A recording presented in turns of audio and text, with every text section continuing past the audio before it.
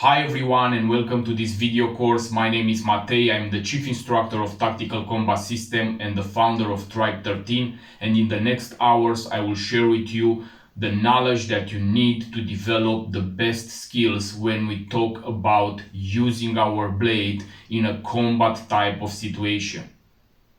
This video course is designed for solo training, so all this information will help you master the basics. I want to underline that I am promoting the idea of a protector, an individual that is using his skills to protect his own life, his family, and the ones around him.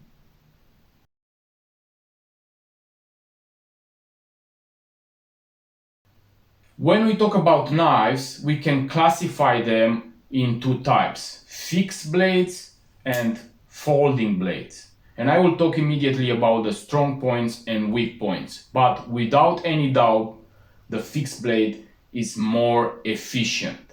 I want also to underline that in many countries, carrying a fixed blade is not legal. So maybe the only option that you have it's a folding non-automatic knife. So to be able to identify, for example, to the folding blade, the weak points, you must first understand what type of changes are happening in your body when you are in a fight, flight, freeze type of response. When you are fighting for your life, when you are in a stressful and under pressure situation, the adrenaline is rushing in your body and some changes will begin to happen. We have, for example, the blood is redirected to big groups of muscle, sweatening of the palms, increasing of the heartbeats, increasing of the respiration. The brain cannot anymore operate like in a normal relaxed environment, complex activities. And one of the most important thing that is happening is that fine motor skills will not operate the same like in a relaxed environment.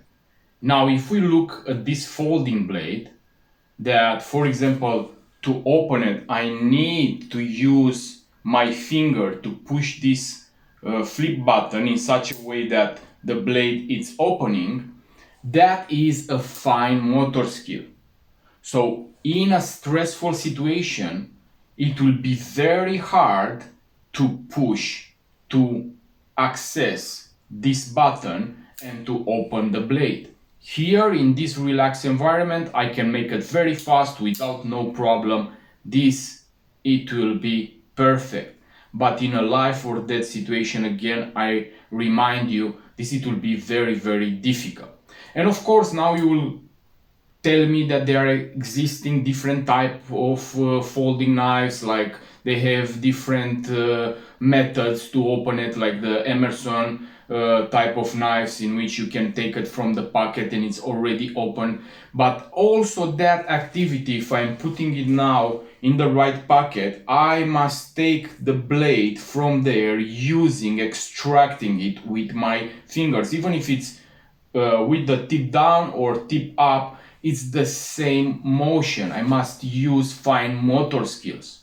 Now, when we talk about the fixed blade, I have it now in the appendix type of position. My hand, it's using gross motor skills. I only catch the blade and take it outside. So the chances that I will lose that deployment, I will have a failed deployment to the blade, is less than when I have a folding knife. To understand better this concept, I will give you the next scenario. You are in a bus, sitting on the chair, suddenly the doors from the bus are opening and a lunatic, or I don't know, a terrorist with a blade, with a knife, it's going fast in the bus, beginning to stab people, but you are the first one, so you are at 1 meter distance from that door. If you think that you have this folding knife in your pocket, and in that particular situation when somebody is coming towards you from so close distance to take your life, you are able, using fine motor skills, to go to your pocket, take the folding knife, opening it, and also using it in time, this is a illusion, is a false way of thinking. I'm not saying that you are not having chances of surviving, because this is depending on a lot of elements. I am only talking about your ability to deploy in time your weapon. Other weak points that a folding knife has, we start, for example, only with the basic that this folding knife is formed from components. So we have more parts. So when we have something that has more parts and it's requiring a movement to open that, even if it's a button, even if it's like in this case, this flip type of button, it is requiring to access that to open the blade, you must understand that that particular folding knife can also have a malfunction. In that moment in which you want to use it, maybe it's not functioning, can happen. Take for example a fire weapon. Fire weapons also can have malfunctions. The folding knife, the same, can have a malfunction, to push the button and to not open the blade. If we talk about a fixed blade, I'm only taking it and it's ready to use. Another weak point that I can identify to a folding knife, and especially to the cheap folding knives that don't have a good locker, for example, I'm opening it and when I want to use it, it can happen that I'm hitting hard tissues of the body, bones, ribs, or maybe I'm missing the target and I'm hitting objects around. It can be a wall, it can be a furniture, and because of the bad locker, this can, when I have it in my hand, can close and the blade can catch my fingers between the blade and the handle. So we must understand that if we are choosing and the only option that we have is a folding knife, we must be careful to identify a good quality folding knife.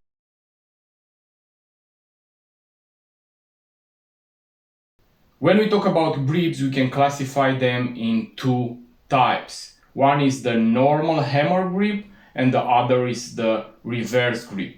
The hammer grip, we also have different variation.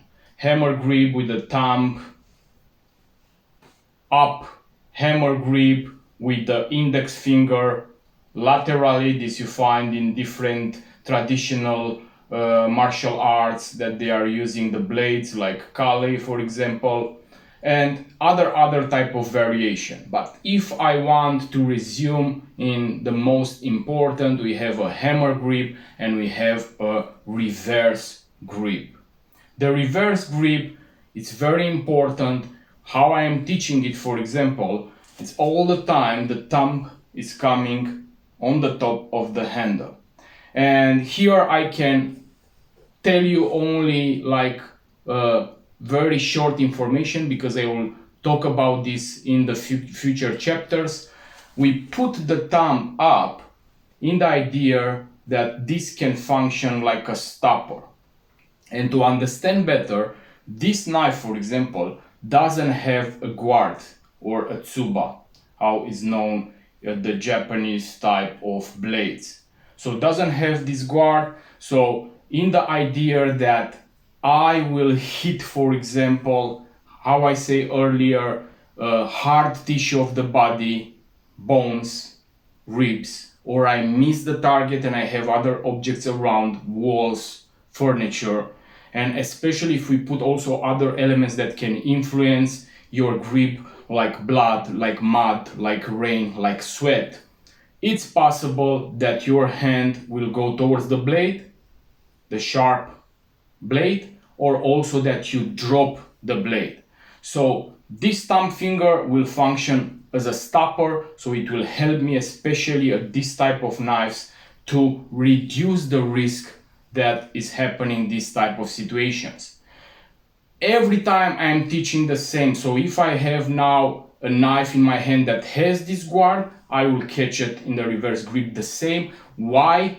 Because I am programming already my brain doesn't matter. I cannot choose, maybe I cannot choose my weapon or the knife that I have in different kind of scenarios, and I program already the brain to function and to put that thumb up. When we talk in the next chapters, other type of elements, I will come back to this and you understand better how this is helping you when we don't have a blade, a knife, but we have another improvised weapon that maybe has one or the both characteristics of the knife, pointed tip and sharp edge.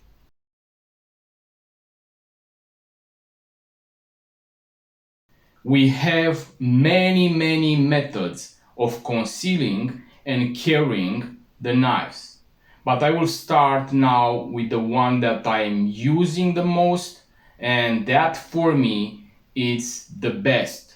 I want to underline for me.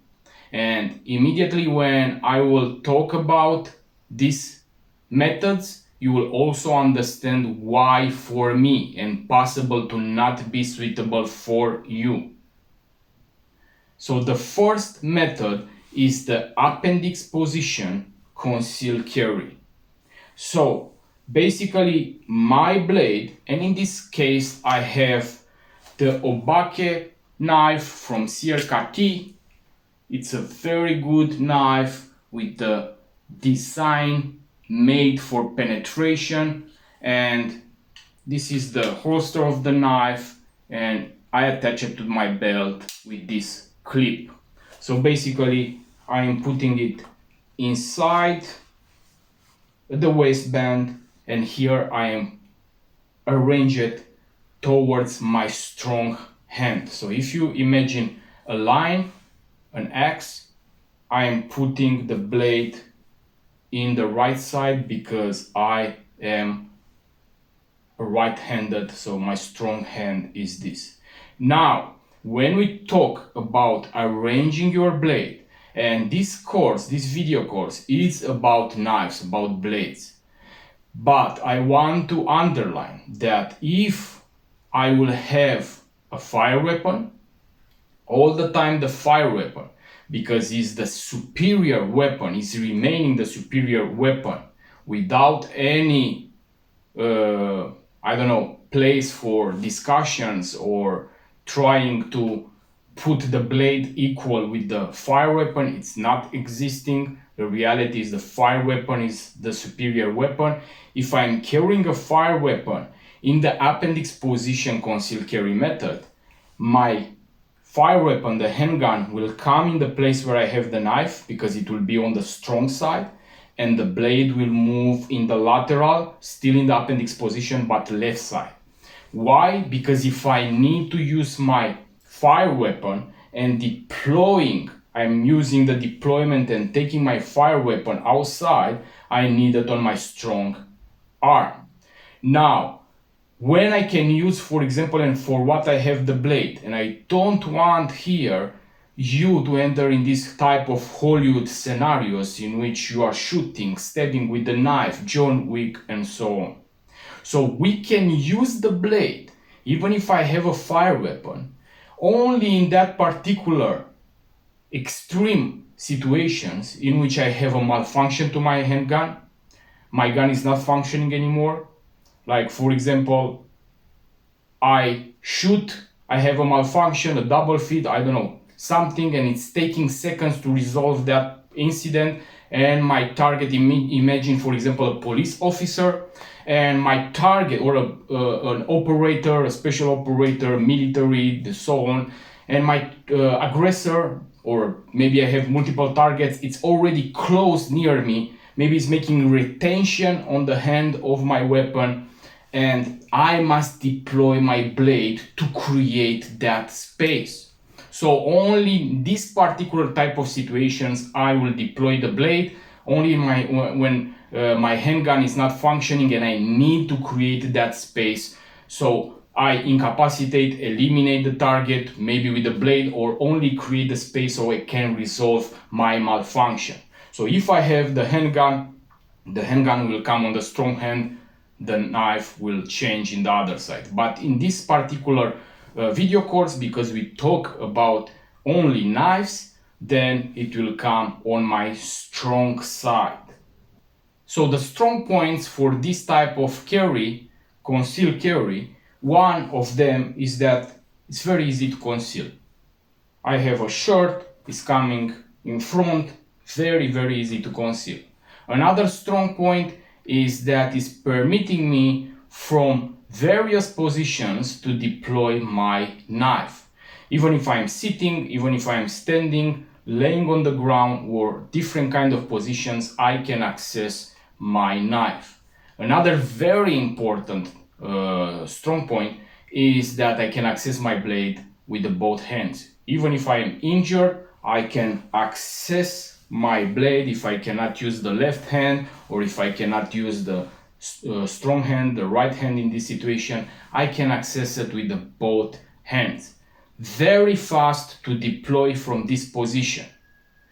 Another important thing is that I can access my blade, and also the other hand can protect my body. You will see in other type of positions or concealed carry methods, one of the hands must also help the other, and in this way you can, for example, when we discuss about carrying at the back, you need in the majority of the situations to use the both hands to liberate that blade if it's concealed with a shirt, for example.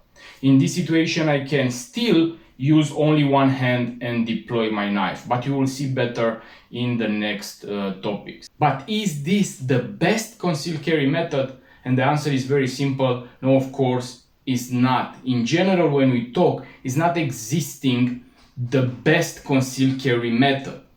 You can talk, for example, that this is very good for me, it's suitable for me. This is going in accordance with many things.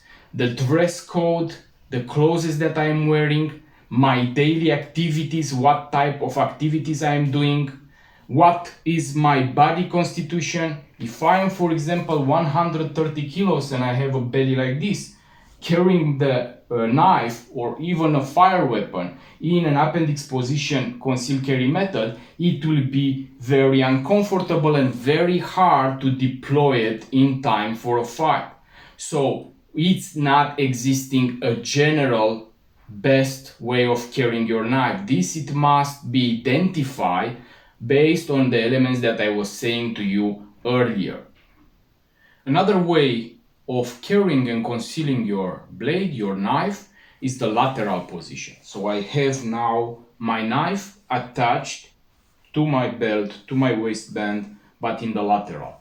So if we are trying to identify the good parts, one of it is that, again, it's very easy to conceal. So if you see, I have my shirt, nothing is seen, it's not dragging attention, so very easy to conceal. When we are talking about how fast you can deploy it, if I am able to use the both hands, again, not so complicated, I can deploy my blade easy and also fast if I am practicing. If I want to deploy it with my strong hand, only with one hand, again, I can deploy it easy.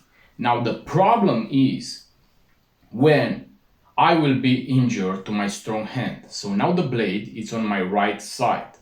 So it's on the part of my strong hand. So if I am injured to my left hand, it will not be a problem. I can very easy deploy my blade. But if I am injured to my strong hand and now suddenly I am in an ambush situation and I must deploy that blade very fast, it will be very hard. Why? Because it's in the opposite direction. So I must go with the hand here, I must take the shirt, I must catch the blade, and I must extract it. It's not that I cannot do this. If I am practicing, it will not be very hard. But again, we are coming back to the situation in which a lot of changes are happening in your body. So even if you can make it not so hard in a relaxed environment, in the particular situation in which you are injured and you must deploy it very fast, it's an uncomfortable position. I must go with my hand in the opposite direction, take the shirt or the clothes that I have up, elaborating, and then taking the blade. So if I'm changing it on the other side, is the same concept. Now another bad part, but this is happening also in the appendix position, especially if the blade is not, if it's a big blade. When you are sitting, and this I forget to say, for example, at the appendix position, that your ADC blade must also have the right measure. Because if I'm wearing a big blade and I'm sitting now 4 hours, 5 hours driving, or sitting at my office having the blade in the appendix position and it's a big blade, it will be uncomfortable. We must understand, and it's logical this. The same if I have it in lateral, it will be not so comfortable to wearing it. This is the reason why choosing the right measure for your blade is also important. So lateral, we have like weak point, the idea that is very hard if I am injured to one hand, the strong hand on the side of the weapon, is very hard to access with the other hand my blade. Now I want to talk about carrying your blade at the back. So you will see this type of method very often. Many people are carrying to the back. So if I have my blade in this position and I am concealing it with a shirt, you must already understand that the handle of the blade will be orientated, arranged towards, let's say, of course, in this situation, towards my strong hand, so I can grip the handle of the blade and extract the blade outside. Now, if I need to deploy it from this position, it's very hard only with one hand when it's covered. I must first give the shirt up, then catch the blade, then extract it. This is a lot of time, If I am using the both hands to make these movements, like for example, the left hand, the weak hand, it's taking the shirt out, and the other one, it's extracting the blade, it will be much faster than the one in which I'm using only one hand. But what I am doing in this situation is that I am exposing all my body without having neither one measure of protection. So we have so many vulnerable areas on the front of the body, starting with the trachea, subclavian arteries, heart, axillary arteries, so on. So if I am letting all my body free, this means that is a better, much easier target. This is a weak point. Again, if I am injured to my left hand, it will not be so big problem, because again, I can raise the shirt with the right hand and also taking my blade outside. But if I am injured to the strong hand, where the handle of the blade is orientated towards, and I cannot use my strong hand anymore and I must use the weak hand, then imagine how hard it is, even if I am getting up the shirt to extract the blade from this position. It's practical. For this knife that I'm carrying now, impossible. It's very hard because my hand doesn't permit to make this movement. It's very hard to make it. So please understand that this is a very, very big weak point. And again, carrying at the back, if I am now in a combat type of scenarios and I'm pushed to the wall, I have a wall here, if I'm pushed and pinned towards the wall, very hard to access my blade. The same if I'm falling on the ground and the aggressor is on me, it will be very hard to access that blade.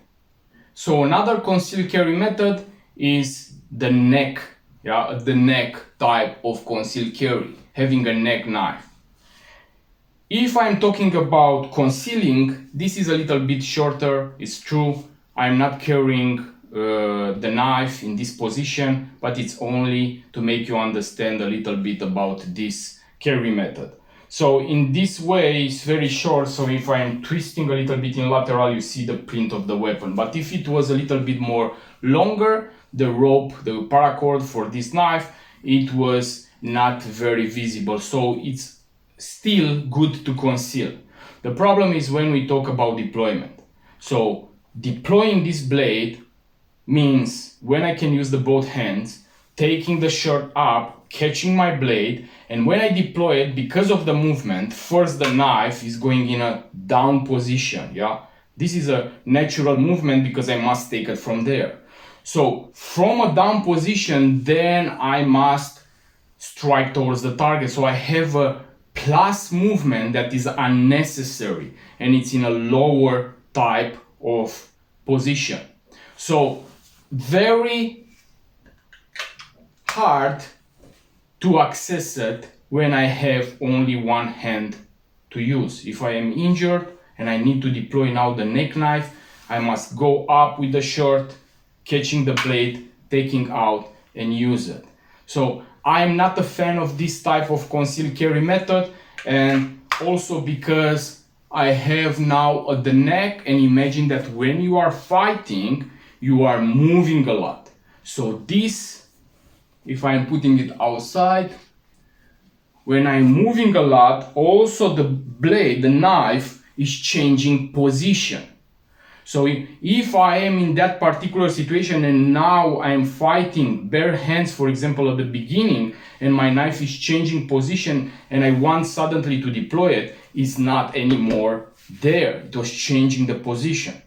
So of course there are different methods. I can come with elastic or another paracord coming on the holster of the knife and going towards the belt if I have covered, so it will maintain better in that position, but still it's a more slower type of deployment, and also very hard when we talk that we are injured in that combat situation, and this can happen very often.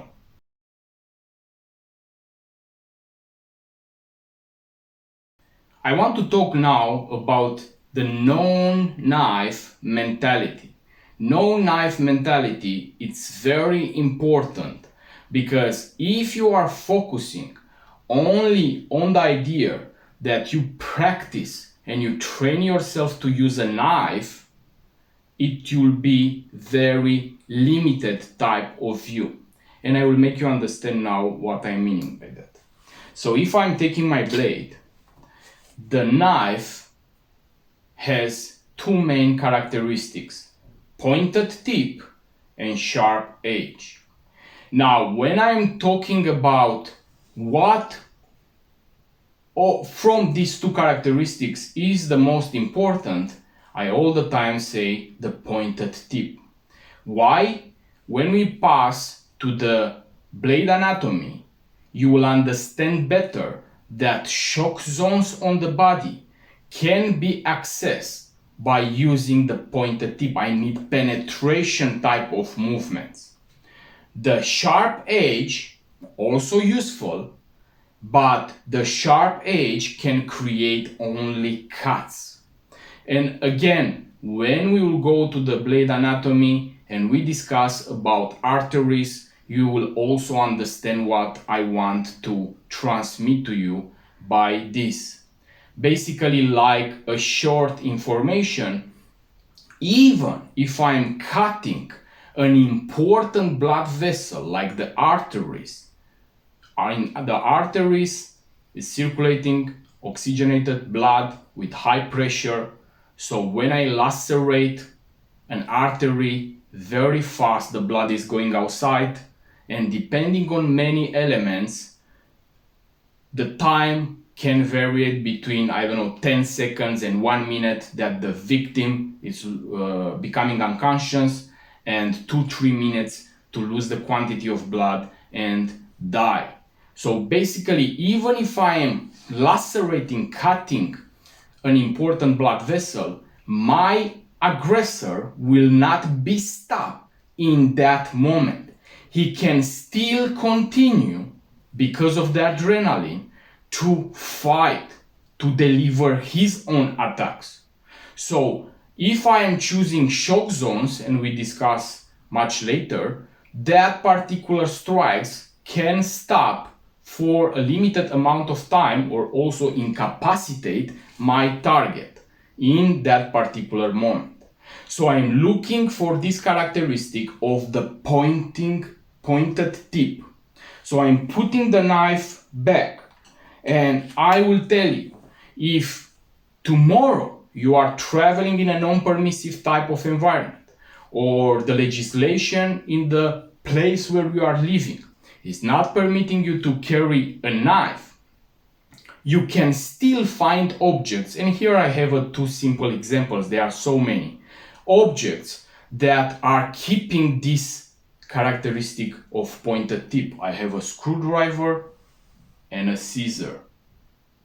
These two still are having the pointed tip. So if I'm focusing myself to train on cutting type of movements, cutting, not only that I will not stop my aggressor in that moment from his actions, but also if tomorrow I don't have a blade and what I find around or what I can carry, it's a screwdriver, the cutting motions will not help me with nothing. I was programming my brain to perform very fast this type of attacks, but the screwdriver is not cutting. The scissor is not permitting me to sever a blood vessel, an artery. What they are having is the pointed tip. So still I can access trachea, heart, kidneys, and other shock zones. So very important to understand when you practice with the blade that you must identify that particular drills, and I will show you much later in the chapter in which we talk about knife drills, to identify that particular drills that they are using penetration type of motions. Even if we go to the inmates, in the prisons, you will see that the majority of the weapons are shranks. They are spikes, metal type of pointed objects to deliver their strikes.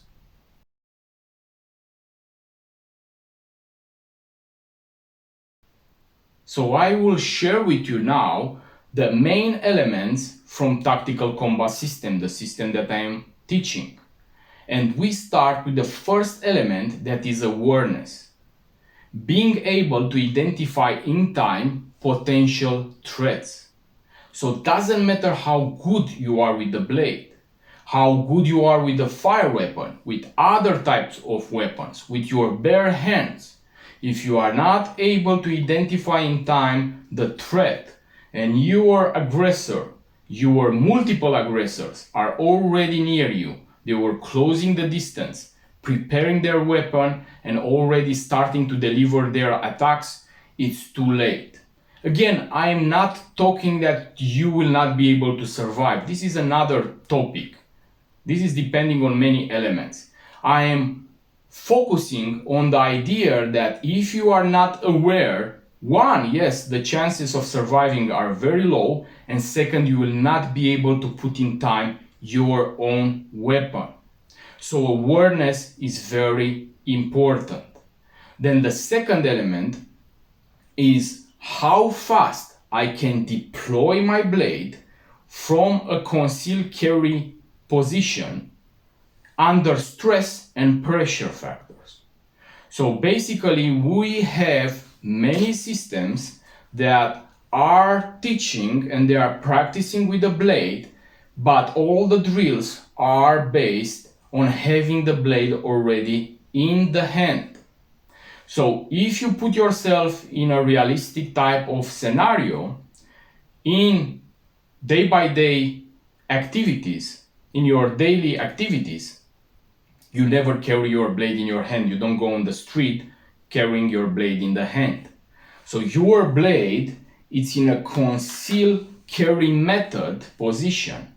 So if you are ambushed in this moment, and all that changes will happen in a fight, flight, freeze type of response, your ability of deploying fast your blade is one of the most important. So again, doesn't matter how good you are with the blade in the hand to make different kind of movements of drills, attacks, and so on. If you are not able to deploy your blade in time, it will be too late.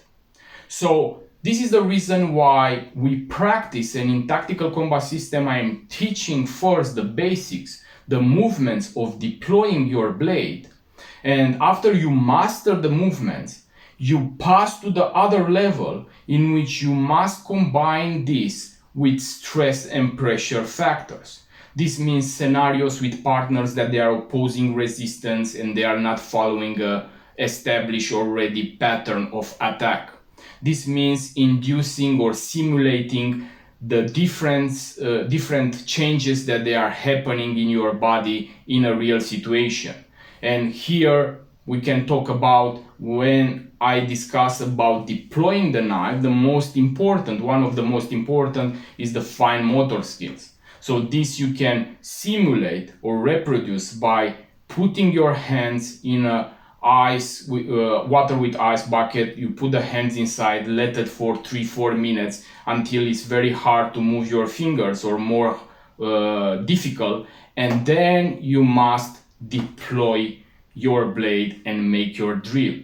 Another type of simulation is implementing physical type of effort, conditioning, high intensity training in which you increase your heartbeats, you increase your respiration. Another type of training is making your practice, your drills outside in an environment when it's raining, when it's mud, when you have on your hands water or other liquids, so the grip on the knife, it will not be the same. The grip on your clothes, on your t-shirt, when you want to deploy it, it will not be the same or so easy. So all these type of trainings are very important. But again, this video course is focused on the solo training of different attribute type of development exercises. Now the next element is striking fast. And of course it's coming with another element that is striking precise. So I need to have explosive movements. I need to be very fast in my striking, but also very precise. So if I'm striking very, very fast, but I don't have, for example, precision, and my aggressor is giving only one strike, but in a good vital area, he is winning. So striking fast, striking precise, they are coming together and they are very important. And for this we have different exercises that we will discuss much later, in such a way that we can increase our precision, we can increase our speed. And the last element, but not the last that is separately or less important, is the movement. So all the time when I'm performing, when I'm using my blade, when I'm deploying and also striking, all are coming together with the movement. The movement is disengaging from the X, from the danger zone. Doesn't matter that I'm talking about fire weapons or about a blade or hand-to-hand combat, movement, it's very important. Fixed target, it's an easy target. So when we are talking about the movement, I will give you different drills and you will understand better the concept.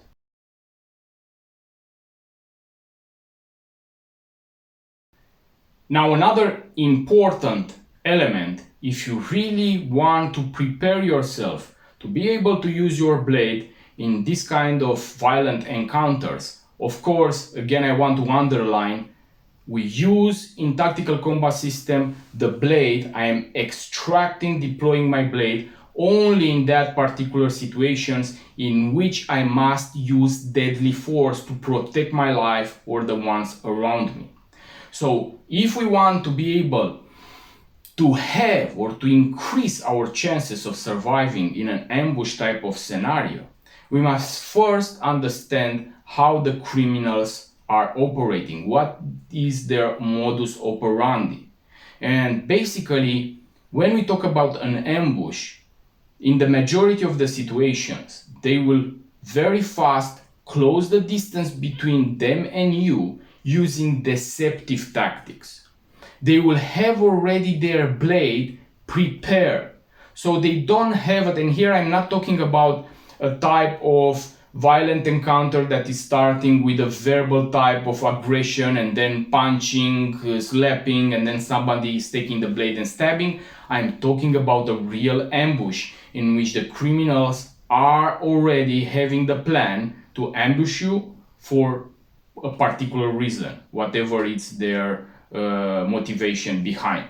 So in these situations, they will have their blade already prepared, their knife. This means that they can have, for example, the knife already in the jacket, in the hoodie, in the pocket, with the hand on it. This means that they will palm it and being near the body or hide it in different kind of positions, but the knife, it will be in their hand prepared.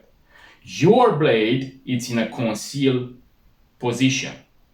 So already you are in a bad type of situation.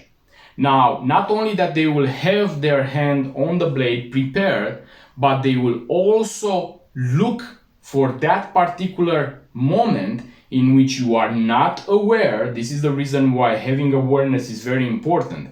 You are not aware, and maybe you are also in a type of position in the room, like let's say this room, particular room, like in a corner, like in a dangerous and easy for them type of position to attack you, to corner you in such a way that you don't have the possibility to run. They will also use grabbing, so they will grab you and they will strike and deliver their attacks. So very important to understand that we must have all these elements that I was saying earlier, and the most important and what we must follow all the time is our awareness, to identify in time signs that they are telling us, they are putting a button like an alarm that is possible to happen something dangerous. So you can prepare already, and we'll discuss this in the dirty tactics chapter.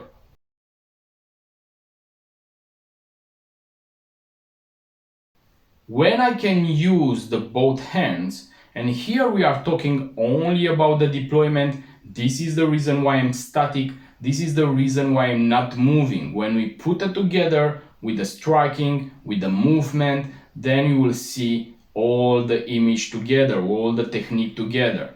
But we focus now only on the deployment.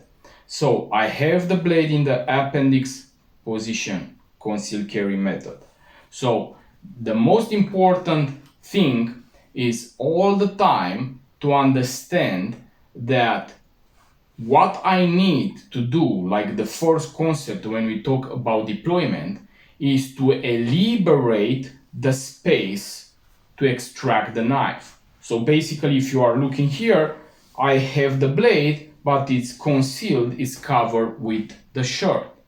So this shirt is an obstacle between my hand and the knife.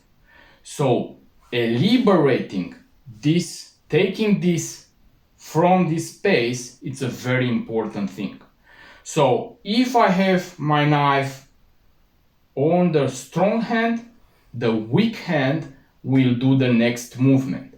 All the time, the weak hand, it will be directed towards the opposite leg.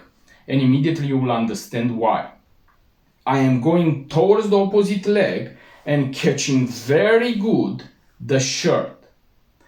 After I am catching very good the shirt, I am stretching the shirt on my body, stretching in diagonal. Doesn't mean this in front, meaning stretching. Now, why I am going towards the opposite leg, why I'm not catching the shirt from here, for example.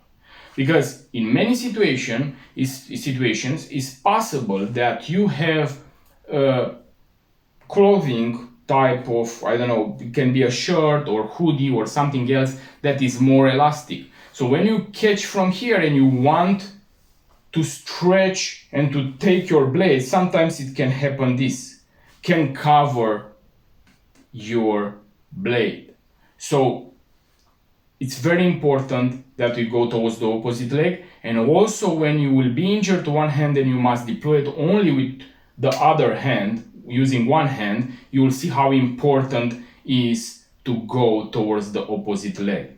So I'm going towards the opposite leg, stretching on the body. Why stretching and not doing this?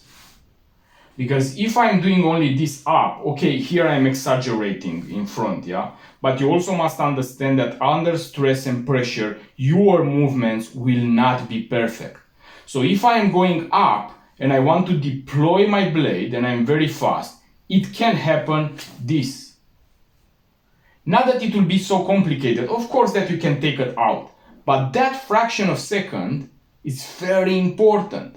And in many situations, when we are practices, for example, I am practicing with my students and we make different kind of scenarios and we are using training blades and somebody is attacking very fast, you want to deploy the blade, it's happening this, and your body, your brain, it's stuck and freezing in that moment and is continuing to make this movement until it's understanding that it must take the blade from there.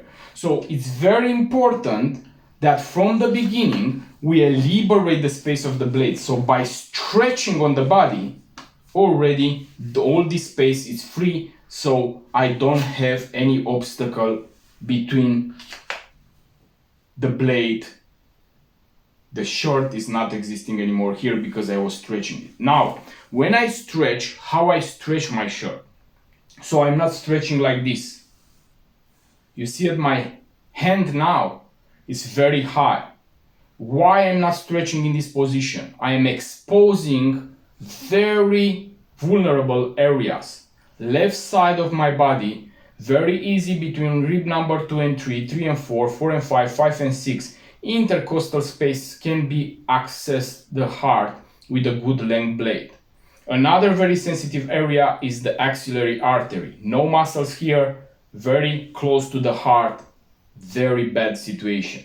So when I'm stretching, of course you'll understand also when we put it together with the movement that because you are moving and disengaging from the X, you still give you more type of protection because you increase the distance. So I am stretching, but my hand is close to my body, so covering these type of positions. So again, weak hand, opposite of the leg, catching very good. This is very important when we talk about grabbing the shirt or the cloth that you have. Why it's so important? Many they want to practice, and especially in a relaxed environment, to deploy it very fast, and they will catch the shirt only with the fingers, and they will make it very fast in a relaxed environment. But can happen, again I repeat, fine motor skills in a real type of situation will not functioning the same. So you can, because of that, it's calling a soft hand, developing a soft hand, you can lose the shirt. So losing the shirt meaning having a failed deployment. I don't want that. I want to go towards my shirt and catch it very, very good, contracting my muscles from my hand, stretching on the body. Now the strong hand is coming on the knife and the thumb finger already is coming on the top of the handle. I am extracting the blade and I'm twisting now. Immediately how I'm extracting the blade, the tip of the blade is directed towards my target. Now, why I'm doing this? Why I'm directed towards my target? If we take also from a point of view when we talk about a fire weapon, if I'm deploying a fire weapon, all the time immediately after I'm exiting from the holster, I direct the muzzle towards my target. Why? Because already I can engage the target from this position until, of course, I can marry both hands and take a more precise type of aiming. Here is happening the same.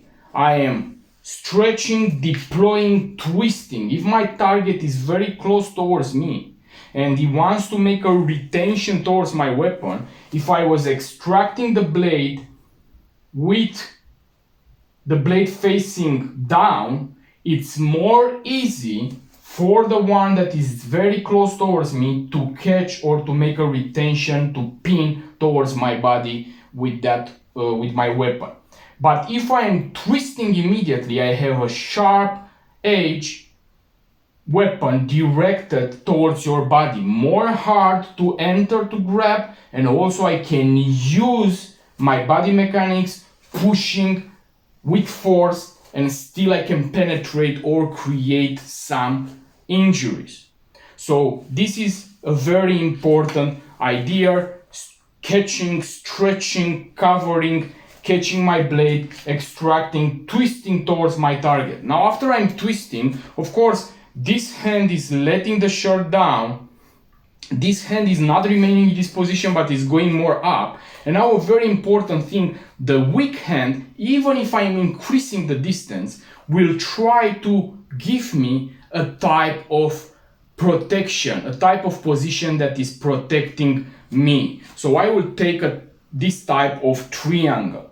So what is doing this triangle? It's covering the axillary artery, closing from the left side.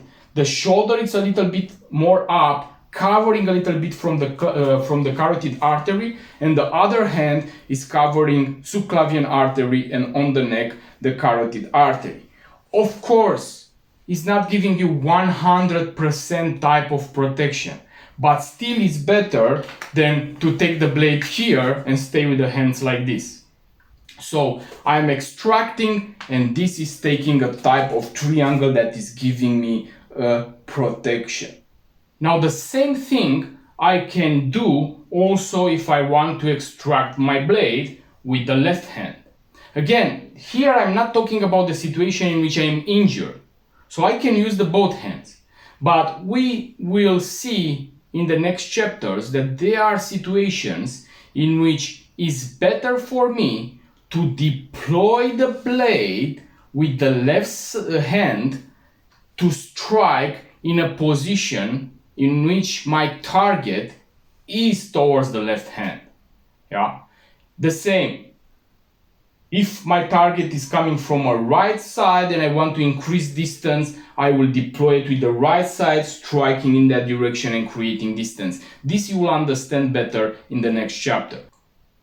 Now, if I want to do this movement using the weak hand now, the right hand will go towards the opposite leg, catching very good, stretching near the body, closing the vulnerable areas. The left hand is going on the handle, putting the thumb finger up, taking the blade outside, twisting towards the target, and then the right hand that is giving me this type of protection.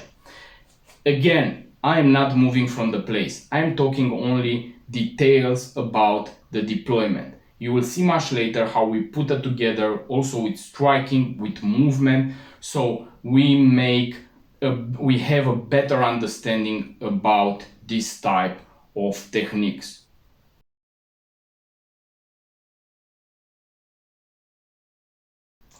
Now we talk about the situation in which one of my hands it's injured, or maybe I need to protect somebody, so I need to deploy my weapon only with one hand. It can be also a retention on this weapon. I cannot use it anymore because I am grabbed by the aggressor and so on. So if I'm using now the right hand, I have two main techniques to deploy my blade using one hand. This is the way in which I'm teaching in tactical combat system. The strong hand is going again towards the opposite leg. Nothing is changing. catching the shirt very good. And one of the techniques, again, I am not moving, I am putting accent only on the deployment, is taking the shirt, and when I am grabbing the shirt, my hand is like this. The thumb is like a lichen. So I'm catching with these 4 fingers and the thumb is remaining in this position. Why? You'll understand immediately. I am taking the shirt, stretching on the body until I arrive towards the knife, near the knife, and then I am pushing the shirt between the knife and my body. So the shirt is put between the handle of the knife and my body. And the thumb finger, if you look, it will come already near the knife. So what I'm doing now is only twisting the other fingers, taking the blade outside. Again, twisting towards being ready to use it. Now I'm not putting this hand anymore in the technique because let's say it's injured. So again, going in the opposite direction all the time, catching the shirt, thumb finger like the position, stretching, putting the shirt between the knife and my body, and then only catching the blade, taking out. So this type of technique, it's more slower, but it's more effective.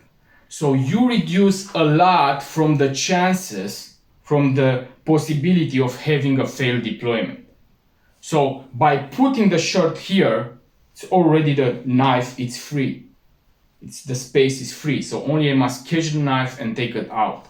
Now, why I'm not catching, for example, from here the shirt, or the hoodie, or whatever type of clothes you're having? Because if I want now to stretch it, look where is my hand. Very far from the knife. So if I let it now down, it can happen this. I can grab also the shirt in the moment in which I want to deploy. So by going towards the opposite leg, I come all the time stretching and coming near the knife, taking the knife outside. Very easy technique, more slower, but very effective without many risks of having a failed deployment.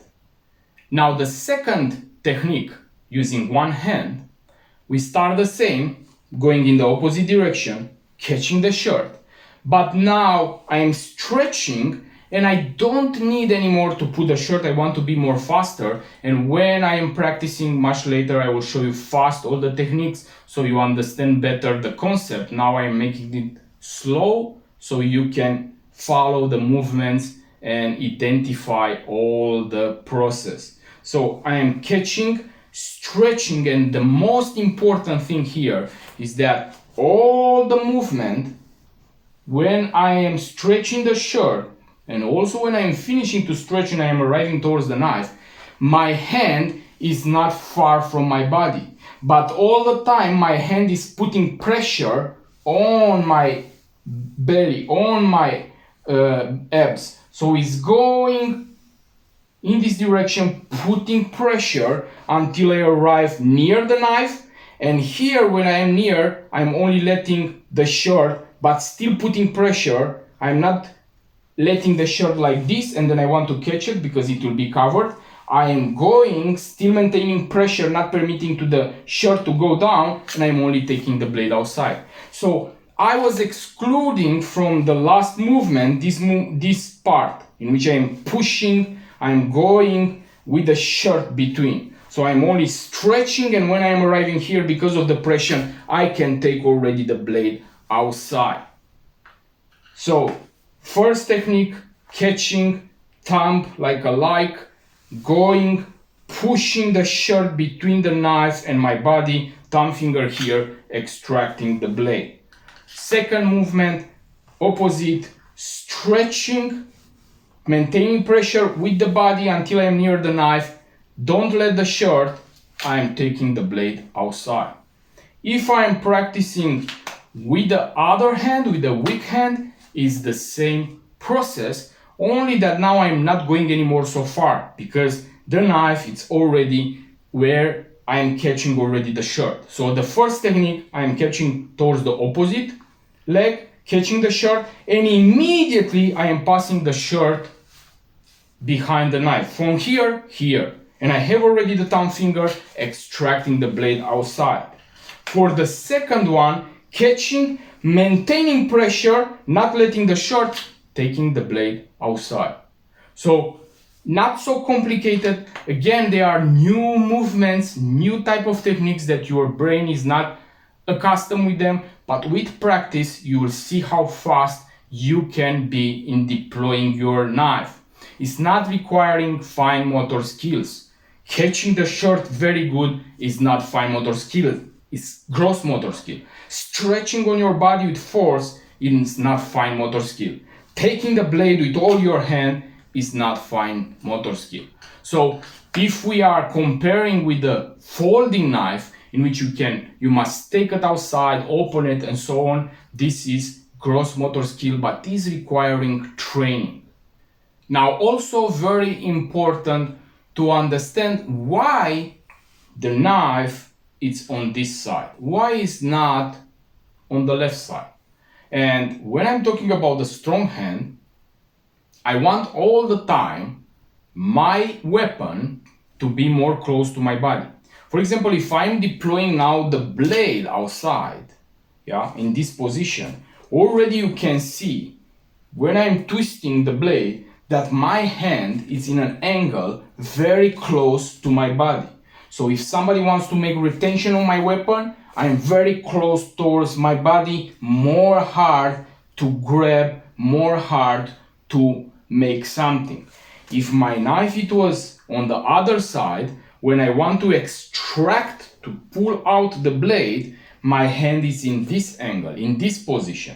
So imagine that you have a wall in the back. Imagine that somebody can pin you, push you, and already push the hand towards your body. So it's more easy for them to enter close than taking the blade and being in this position near your body, when with one hand you can push, you can strike, you can grab, and with the other striking and having near your body.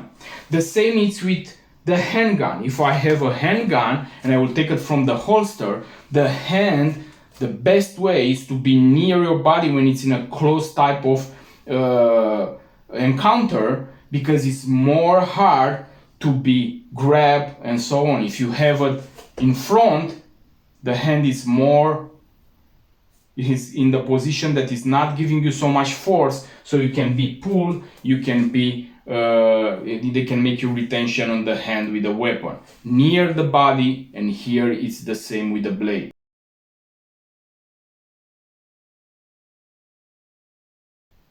So I will show you now some simple drills implementing the knowledge that I was showing you earlier regarding the deployment. Now, very important, when you train and you don't master the basics, please use a trainer. I have here a training knife with the holster.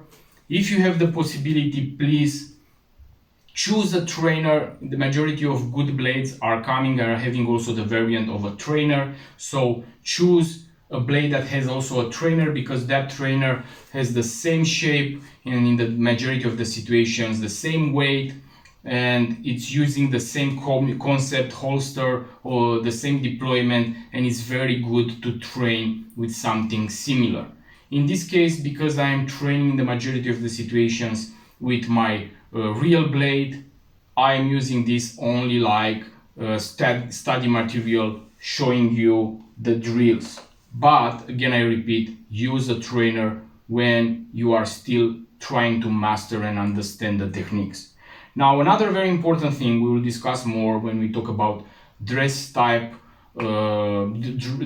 dress code, and how we can identify the clothes that we are wearing, weak points, strong points, based on different elements. Here, for example, I have a mistake because the blade, the knife is very big. So when I put my shirt, if I'm twisting in this direction, you will see the print of the weapon. This can happen also with the handgun or other type of weapons. So this is a mistake. This you can accept it in the training, but when you are exiting outside, conceal your blade and use clothes, we'll discuss in the other chapter, use clothes that are concealing your blade very good. So I am having my training blade in the appendix position, a little bit more in the right side, and we practice the deployment of the blade, first using the both hands. And the type of training that I recommend to you is the next. This was helping me in the last years to advance very fast. So basically you start in a normal position, don't move from the place, sitting in the normal position, standing in the normal position, and you make very slow the technique that I was showing you. Going towards the shirt, catching very good the shirt, stretching on the body, closing the left side, coming with the other hand, putting the thumb finger on the knife, taking it out, twisting towards the target, taking a triangle type of protection. This is a deployment. And you make this 10 times, very easy, in the same way, focusing all your awareness on every movement, all the sensations, catching the shirt, contracting very good, and focusing my brain to contract the muscles, the hand very good, so I will not develop a soft hand. Stretching on the body, liberating the blade, closing some parts, some vital, vulnerable areas, taking the other hand, going towards the blade, putting the thumb finger, extracting, twisting, protection. You repeat this 10 times. So after finishing the 10 repetitions very slow, you stay without moving, closing your eyes, and you visualize in your mind 10 repetitions with the blade, but only visualizing without moving your body. This is nothing occult, nothing esoteric.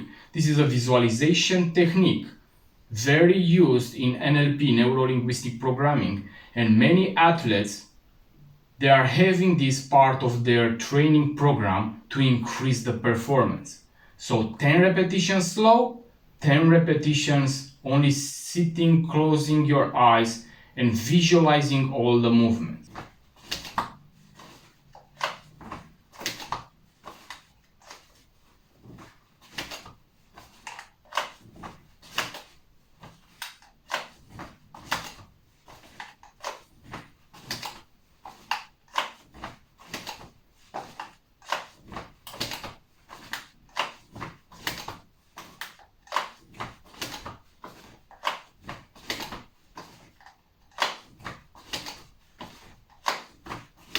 The same drill, the same process you can apply also to one hand deployment. So I can make 10 very slow, stretching, catching, taking the blade outside, being ready to use it. Then 10 repetitions, sitting, not moving, only visualizing using the NLP type of technique. And then 10 repetitions very fast, deploying the blade using only one hand. The same idea, but 10 fast, 10 slow, 10 using the visualization, 10 very fast.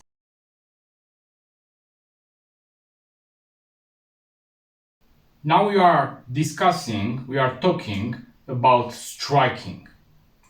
As I was saying earlier, we are identifying a knife, two main characteristics. Pointed tip, sharp edge. But all the time we try to focus our techniques, our training on penetration type of striking, not cutting. Again, I remind you, even if I am cutting important blood vessels, and here we talk a little bit about human anatomy, we have carotid arteries, axillary arteries, brachial arteries, subclavian arteries. We talk also about femoral arteries. These arteries, even if I'm lacerating them, I'm cutting an important blood vessel in the fight, this guy will not stop from his attack immediately. If he's stopping, it's not a physiological type of reaction, it's more a psychological reaction. Maybe I was slashing at the neck and he's realizing that in that moment he's scared, he's stopping, putting his hands on the neck because he knows that soon he will die. But in many situations, maybe because of different type of chemical substances, medicaments, drugs, other kind of things, and also sometimes because of the motivation, the ideology that they have behind, combined with the adrenaline, we see different real footages in which they are struck in the carotid artery, in the femoral artery, and they are still continuing to fight for a limited amount of time, of course. But that time can make the difference if I survive or no. So this is the reason why I am not focusing myself on cutting. And now it's also the other type of mindset that some schools are promoting when we talk about knife, to not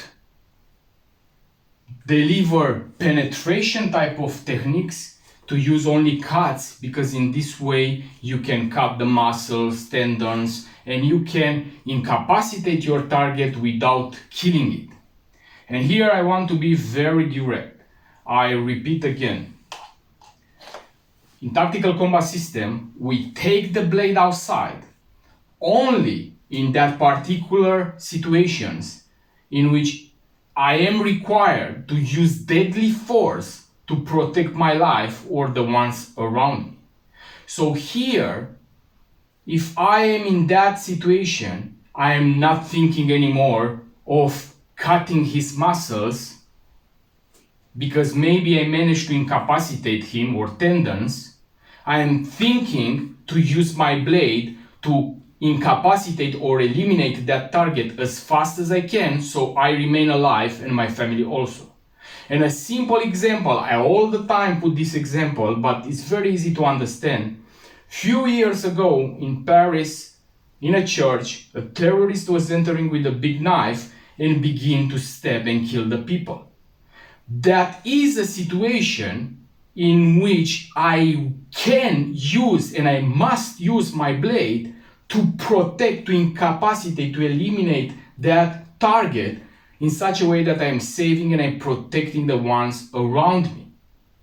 So I am not talking there about cutting muscles, cutting tendons. When you are fighting for your life, your brain and this mindset of identifying and being able to cut the tendons and the muscles will be a false type of mindset.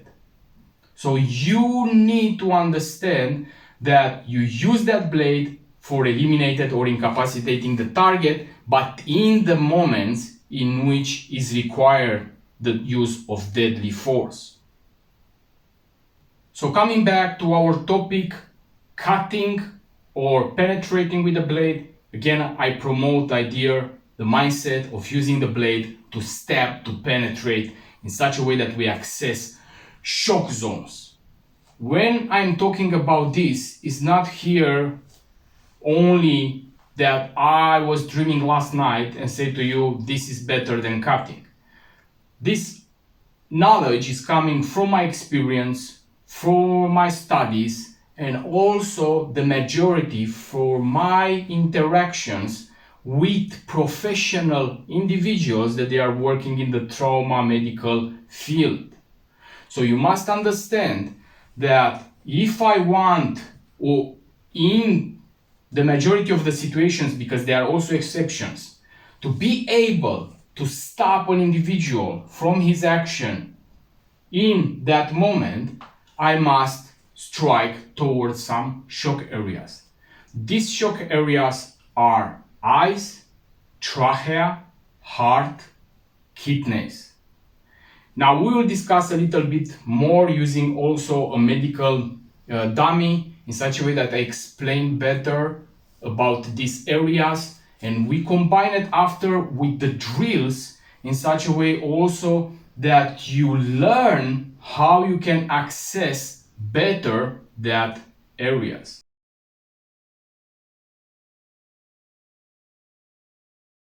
So now if we combine the striking with the deployment, we are putting another puzzle piece to our image. So basically I have the deployment, stretching, all the things that I was saying you, extracting, twisting towards the target, taking a type of protection. Now we put a strike. Again, I will make it from one position. In reality, it's not existing this. In reality, when I need to use my blade, I am striking and already moving from there. I'm going immediately from there, creating distance. Of course, here I'm going in this direction because of the camera. The direction in which you are moving, it's changing all the time in connection, it's depending on the configuration of the space where you are. But this we discuss more the movement. So in reality, when I would make my technique, I have all together. I have deployment, striking, and movement together. Here, because we separate them to learn the movements, again, we make it from one place. So deployment, stretching, catching the blade good, taking it out, twisting towards the target, coming in a protection type of position, and now the hand is striking. In this particular technique, I am striking towards the trachea or towards the eyes. Now, of course, and this we discuss in the anatomy, in the blade anatomy chapter, the eyes are small targets. And it's not easy to strike when you have a target, not like my dummy, that is a fixed target. When you have a target that has unpredictable movements. Here, all the things that I'm sharing with you are principles. It's not a fixed thing. You must do this. I'm showing you principles so you can implement it in your training. But all this, it's only the basic. You learn the movements, then you can combine it with like movement targets, like with a tennis ball attached with a rope from up, and then you move this tennis ball, and then you can strike and deliver your attacks, and you have a moving target. Then you pass to make these scenarios with partners that they are opposing resistance, and so on. Coming back to our drill, I have the extraction of the blade, stretching, taking my blade out, twisting, creating this type of protection, striking towards the trachea, striking towards the eyes. These two I am making in this drill. Now, how I am striking towards my target? I am striking like this. I am striking like this. No, I will strike a little bit in diagonal. And now you will understand also why. If I put you in front, now you are in front of me, and I want, for example, to slap you towards the face, or even to throw something towards your face, the main normal reaction of your body is to raise the hands up to protect that area. Maybe sometimes, of course, also to twist back. But when we talk about I have an object and I want to stab you, we remain at the idea of bringing the hands up. Now, if my attack is in a horizontal type of position, that hands there can be an obstacle. This doesn't mean that when I give with force, your hands will stop. I cannot penetrate between your hands, but still can represent an obstacle. This is the reason why my strike I want to be a little bit in diagonal, so even if you have the hands up, to penetrate between them, going towards that shock on the trachea, for example. The other position like this is unnatural, it's very hard to make, so it's a type of diagonal position. Now, very important to understand that this type of strike must be made with explosion. It's not existing this movement. Because in the same time, he will do the same thing. So it's, again, we come back to the elements, and one of that, it was striking fast, striking precise. And the next one, it will be movement. And we'll discuss how we put it all together. So I am striking in this position towards my target, but must be an explosive type of strike. So if I remain on the place, my hand is launching towards my target with explosion in this type of position. Now, when we discuss a little bit about the shock areas, you will understand also how my blade it will be oriented. Because for having the maximum type of damage in a reverse grip, because this is the grip that I am using, is my favorite type of grip. This doesn't mean that we are not using also hammer grip, yeah? But in the majority of the situations, in the perfect type of situations, my deployment it will be in a reverse grip, and I will strike and make my techniques with a reverse grip. But can also happen, for example, my blade is going on the ground in the moment of the fight, I need to take it from down, I don't choose in that moment to twist my hand, to twist the knife, I will take it in the grip that it will be most fastest in that moment. So I need to use the blade also in that type of grip. But we will discuss a little bit after that the sharp edge of the blade must be orientated towards my hand, not towards my target. And you will understand better much later when we put it in practice in the drills. So for this particular drill, extraction of the blade, stretching, taking my blade from that position, orientated towards the target, covering, giving a little bit of protection to my vulnerable areas, striking towards the trachea or towards the eyes. This is a simple drill I'm not making for this moment, for this level with movement. So from here, extracting, take it out, striking towards the trachea.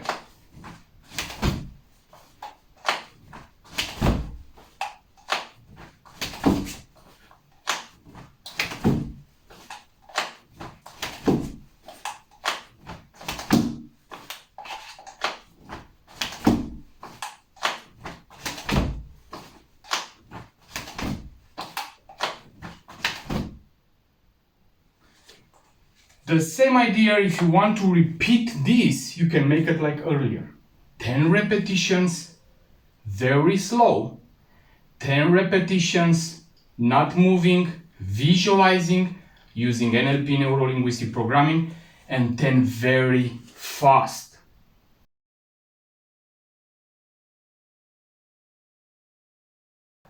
So I have here my medical dummy, and I have a representation on the neck of the main blood vessels and the trachea. So, like an idea, yeah, to make, maybe you don't have this knowledge or you don't know very good, having a little bit of basic knowledge regarding the human body anatomy is essential when we talk about being efficient with a blade. So we have the neck, and on the middle, yeah, if I'm taking also my neck, you can touch also yours, you have the pipe, this tube that is coming on the middle of the neck. This is the trachea. On the left and right side, we have here with red are a little bit more deeper, the most important blood vessels, the arteries, and with the blue they are the veins. The veins are also important, but because the blood is not circulating with high pressure, it's taking more time until the victim is losing the quantity of blood and losing the life or going unconscious. So this is the reason why we go for the carotids here when we talk at the neck. We go for the arteries. So these are left and right to my trachea. Now, in the technique that I am teaching, I have towards my target, and here is coming the idea to understand why the blade, the sharp edge of the blade is directed towards my hand. Because if I go to give a shock strike towards the trachea, to access the trachea, that is a shock zone, yeah? In the moment in which my blade is penetrating that pipe, you have a shock reaction. The body's already going with the hands there. You know already if you are taking, for example, a punch, a more powerful punch towards the trachea, it can also happen to break. But even if you don't take it with power, that is creating shock to your body. Automatically, you are stopping and putting the hands towards. Now imagine a blade that is perforating that trachea. Not only that is creating in that moment shock, but it's also creating a respiration distress. Yeah, you have a hole, an artificial hole created in your trachea. So basically, if I want to go towards that point, towards that trachea, I am striking, penetrating inside, but having the sharp edge towards my hand. Why it's important this?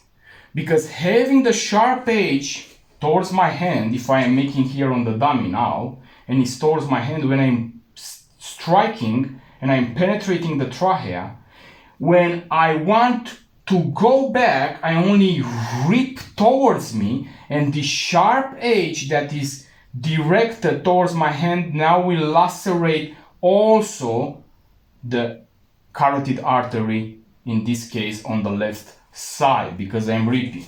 So if I am showing you here to this target, I am entering inside, penetrating with my knife the trachea, and now because the blade is facing my hand, when I am moving, I am having a ripping type of motion, I am lacerating also that carotid artery.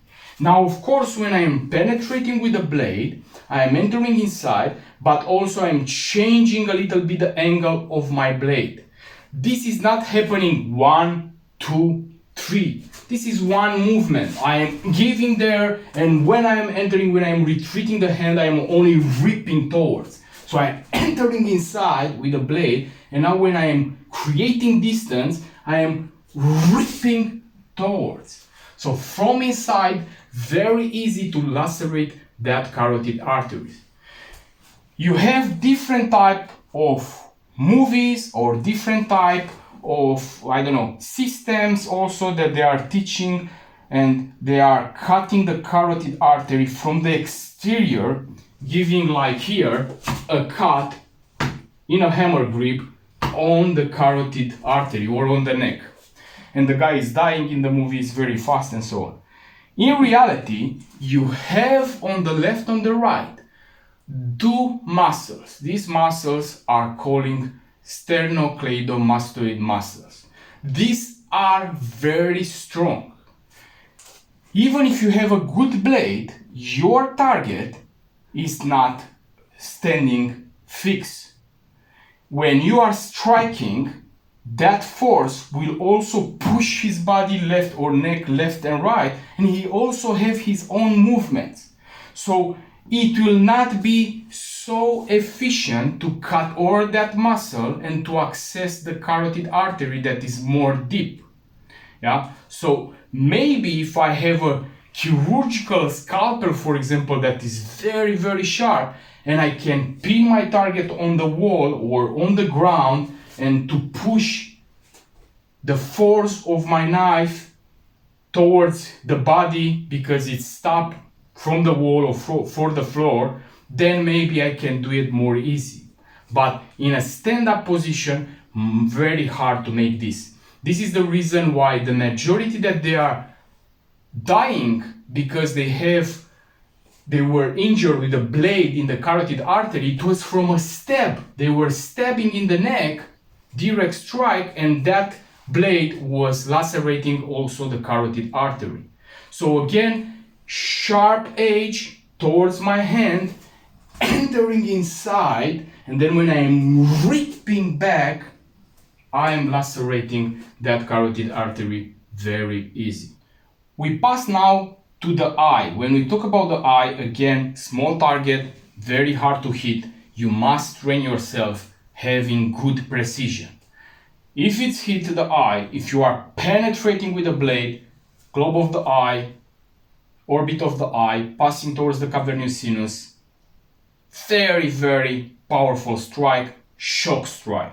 So the reaction, imagine what is meaning a blade that is penetrating the eye.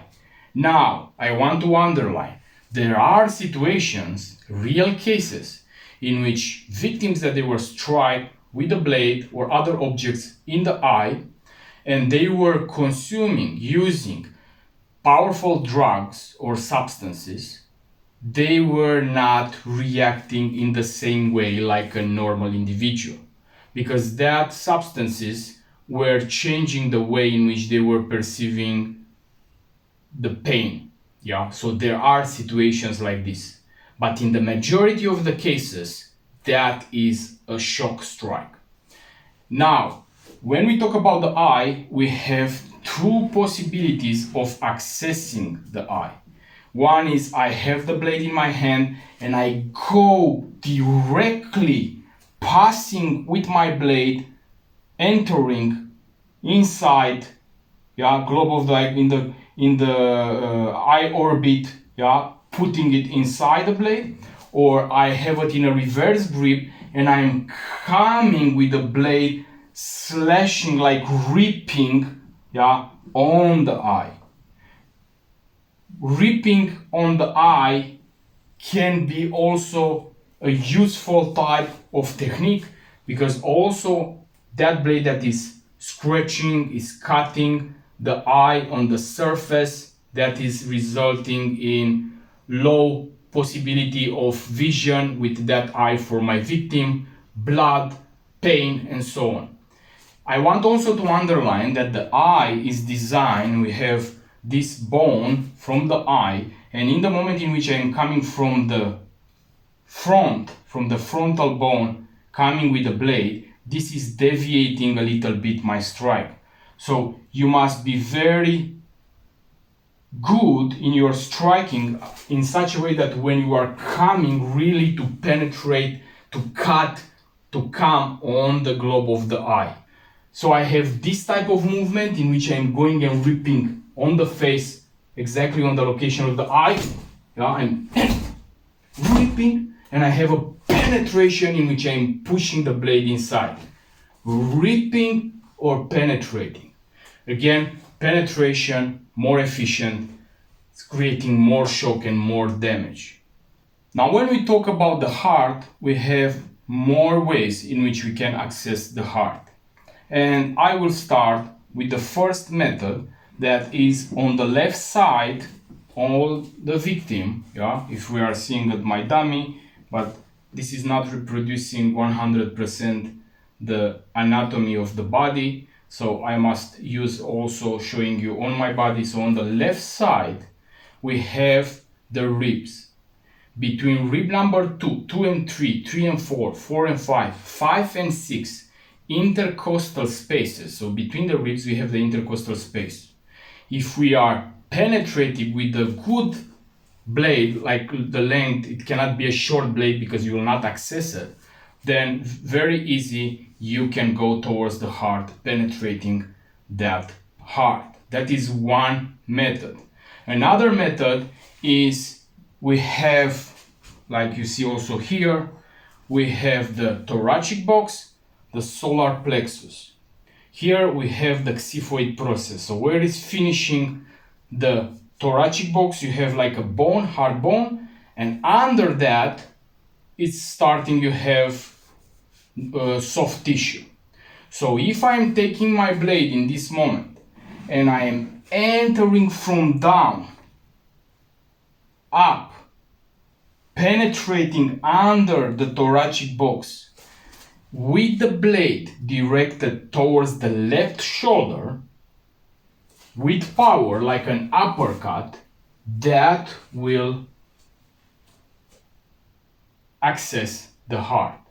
So very important strike, very important to know that here it's an idea about the angle that I'm using. Very important to understand that if my target is in front of me and I want to strike from here and he has the minimum reaction of going back, I will miss that. So many times it's combining with grabbing and catching it by the neck or by the clothes and grabbing near me so I can enter under, going there, putting my blade in the direction of the left shoulder. So if I'm coming with a blade, I must go like this. So this is a very easy way in which I can access the heart from here, xiphoid process, thoracic box. Then the next one, it's up. We have the coral bone, the clavicle, and if I'm inserting on the left side, the blade passing behind the clavicle, diagonal, I can access the heart. Again, not with a small blade, a more bigger length blade, very easy, you can access the heart. Another very important thing is that if the sharp edge of the blade is directed towards my hand, when I enter behind the clavicle, it's also the subclavian artery. From the trauma medical perspective, that is a very, very bad area if you are lacerating the subclavian artery, because the subclavian artery is coming between the coral bone, between the clavicle and the first rib, like a sandwich. Very hard to stop that bleeding in a non-hospital environment. So even if you make a wound packing or something, you can make it, but it's very, very hard because of that position. So if I'm introducing with the blade having towards my hand, if you imagine that I am the target, that will also can lacerate the subclavian artery and also going towards the heart. In fact, it's a type of tribe. I don't remember now the name. It was coming like an information in this moment. I was studying a long time ago. It's a tribe, a type of tribe that they were making in the past,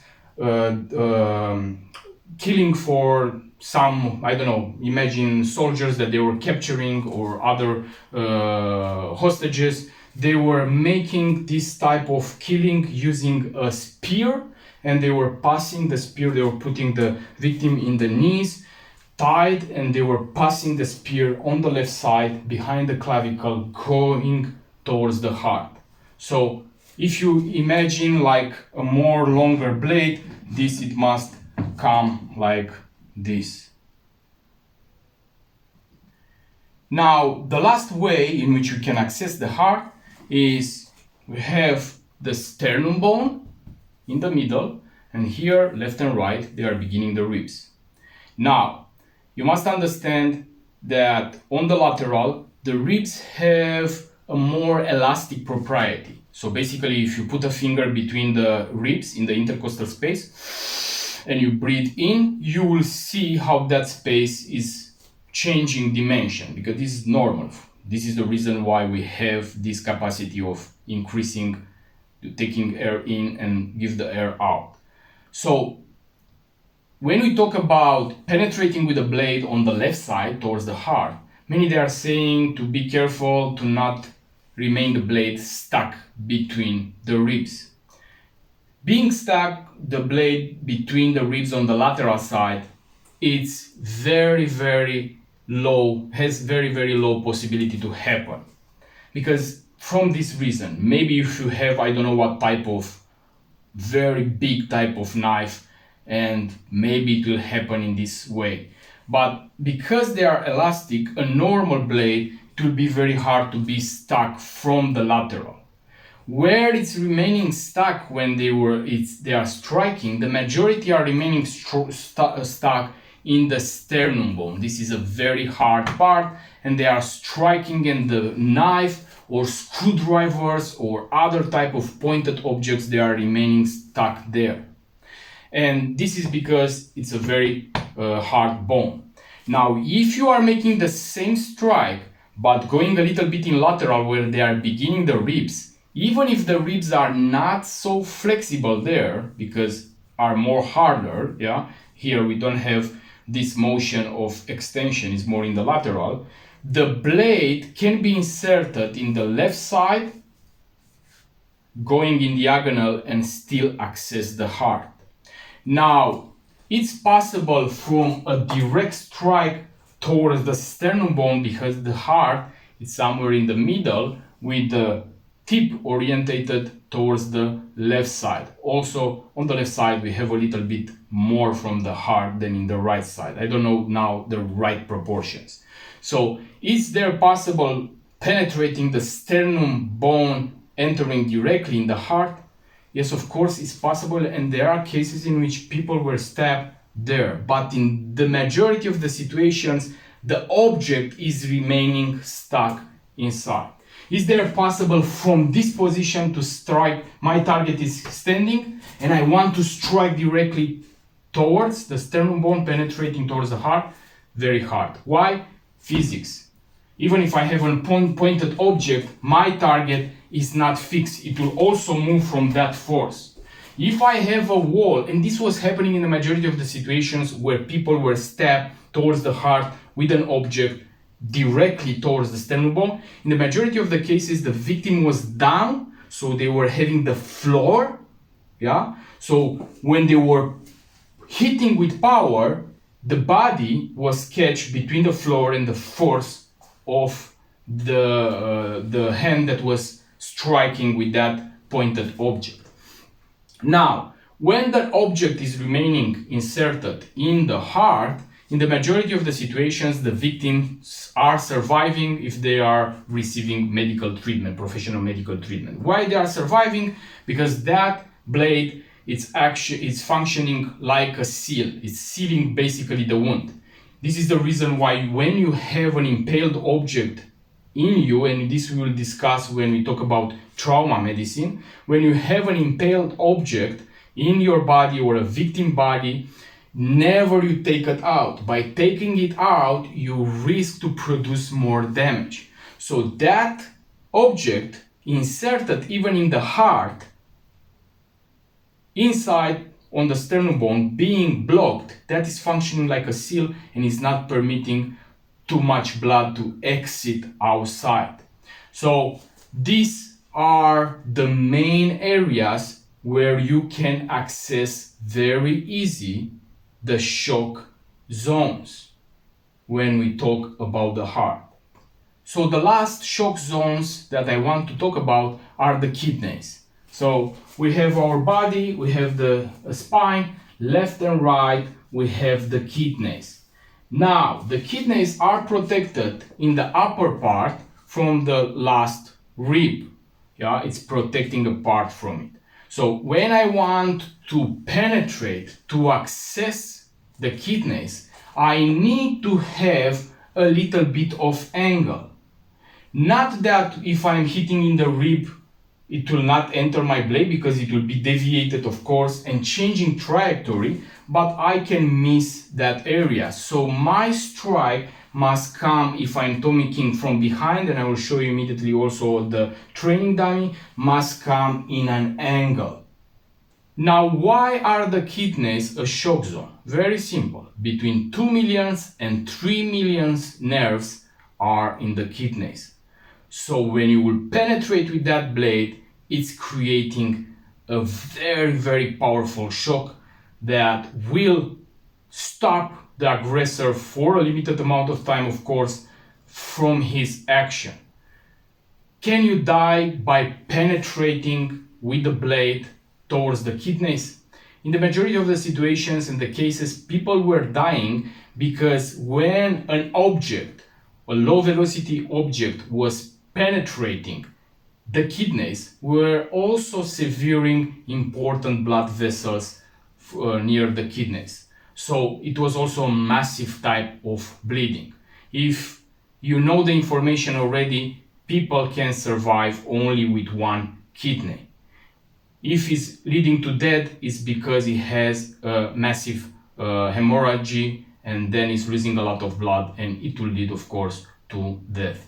So I was twisting a little bit the training dummy, and imagine the spine, and you have right and left the kidneys. Now you have also in the PDF material some illustrations that I was creating for you in such a way that if you want better to visualize and to understand the right position of these areas, you can check the illustrations. So as I say, they are protected in the upper level from the last rib. So when I want to insert my blade inside, I will not go directly, but I will go in a position from down up, in a diagonal position. So in this way, I can access the kidneys. I remind you, of course, this is a tall dummy, training dummy, and it's not respecting the anatomy. Normally here is the butt, the ass, and here is coming the position of the waistband and the kidneys. Normally this type of technique, like striking towards the kidneys from behind, we'll discuss this when we are in the chapter of ambushing. It was using a lot by soldiers, is the sentry killing. So basically they were coming behind, especially in World War II, they were coming behind, catching from the head, from the mouth, the target, this is a taller one, coming with a special form of knife, a stiletto, going, penetrating inside the kidneys, twisting that blade, taking it out, then penetrating towards the neck, and then pushing that blade, severing the pipe, trachea, jugulary vein, and also the carotid artery. So it was used, this type of strike from the kidneys, because it was creating a lot of shock. Now also you must understand that accessing the kidneys is very hard when your target is facing you.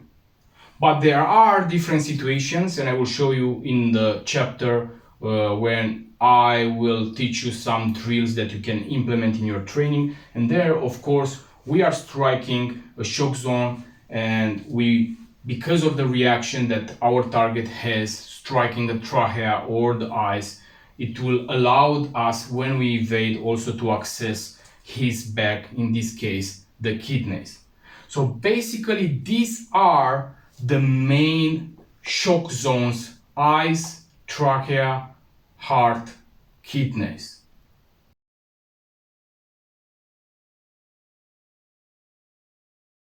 Now guys, coming back to the information that I was giving you regarding the blade facing my hand, now I will make you better understand why this, for me, it's a superior way of having your blade in your hand, gripping the blade.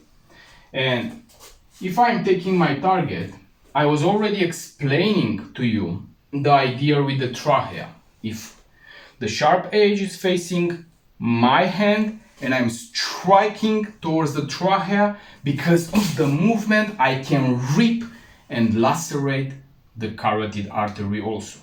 But this is not resuming only to this type of strike. If, let's say, I was accessing the eyes, the trachea, shock zones, and now I want also to lacerate an important blood vessel, because I was not saying to you that we are not using at all this strike. I was saying only that our main focus is based on penetration techniques. So the first technique that I am using must involve a shock zone. So I cannot go towards the femoral artery, lacerating that, and then wanted to go towards the trachea. Because in the moment in which I'm going towards the femoral artery, that is not a shock zone, he is delivering also his strike. So I need fast, with precision, to strike first a shock zone. If I was striking the trachea, what is happening? His body reaction to be immediately blocking and going towards there, because I already create distress of respiration and needs to shock the blade that is penetrating his pipe. The same towards the eye.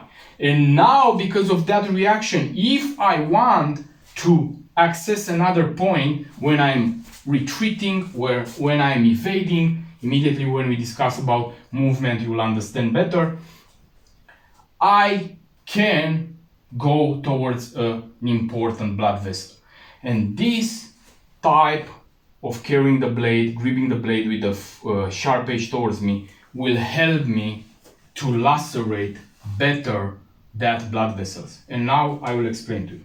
Let's take, for example, the femoral arteries. We have left and right on the legs going down the femoral arteries. Now, in the majority of the systems that I'm seeing, and in the majority also movies and whatever you want to talk about, I'm seeing people that they are lacerating or stabbing, cutting with the blade on the leg, down on the leg. The femoral arteries on the leg are protected by muscles. Now here is coming a more important and efficient zones on the body. That is calling the femoral triangle.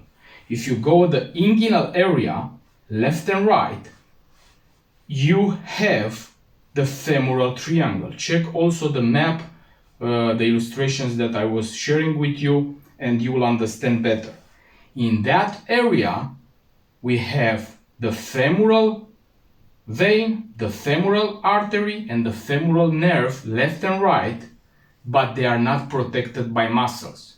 So if I am going there and I'm penetrating, I am entering with a blade inside, let's say here, again I'm repeating, here is waistband, you understand. If I'm going with the blade inside, I don't have muscles there, I have the sharp edge towards me, and when I am moving back, I have the same movement I was seeing ripping towards me. What is happening when I am ripping towards me? Because I have the blade in this position, penetrating, ripping towards, I'm lacerating that zone. So much easier.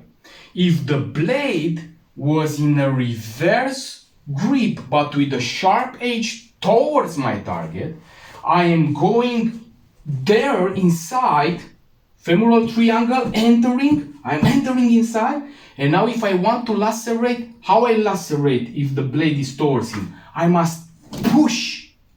By pushing, what is happening? I remain static, same position, and also more vulnerable, I'm close to him. But because I have it in a reverse grip, I'm striking and creating distance and lacerating that blood vessel. This is happening not only there, it's happening also, let's say, the axillary artery. I have under, in the armpit, the axillary artery. No muscles here to protect, like on the arm, like on the legs. So very easy, having the sharp edge towards me. After I'm accessing a shock zone, I want to escape or to create distance, but I have the time, I'm seeing the reaction, and I'm entering with the blade from down up. I am inside having the sharp edge towards me. When I'm creating that distance, I am dragging the blade towards, and it's happening the same thing. I am lacerating, so the blade is entering like this, and it's ripping towards lacerating that axillary artery. Femoral artery and axillary artery the same. If I was having in a reverse grip, but with the sharp edge towards my target, if I'm entering in the same position from down up, I'm going there, penetrating, entering, stabbing there. Now in this moment, if I want to cut, to lacerate, I must again make the same thing, push. So what is happening? Starting position, vulnerable position near my target. So all the time have in mind that I want to access if I'm reaping these points, or also if I'm accessing a shock point, but I need also to move in the same time or to create distance. And I will choose a better way in which I am less vulnerable than in this type of positions.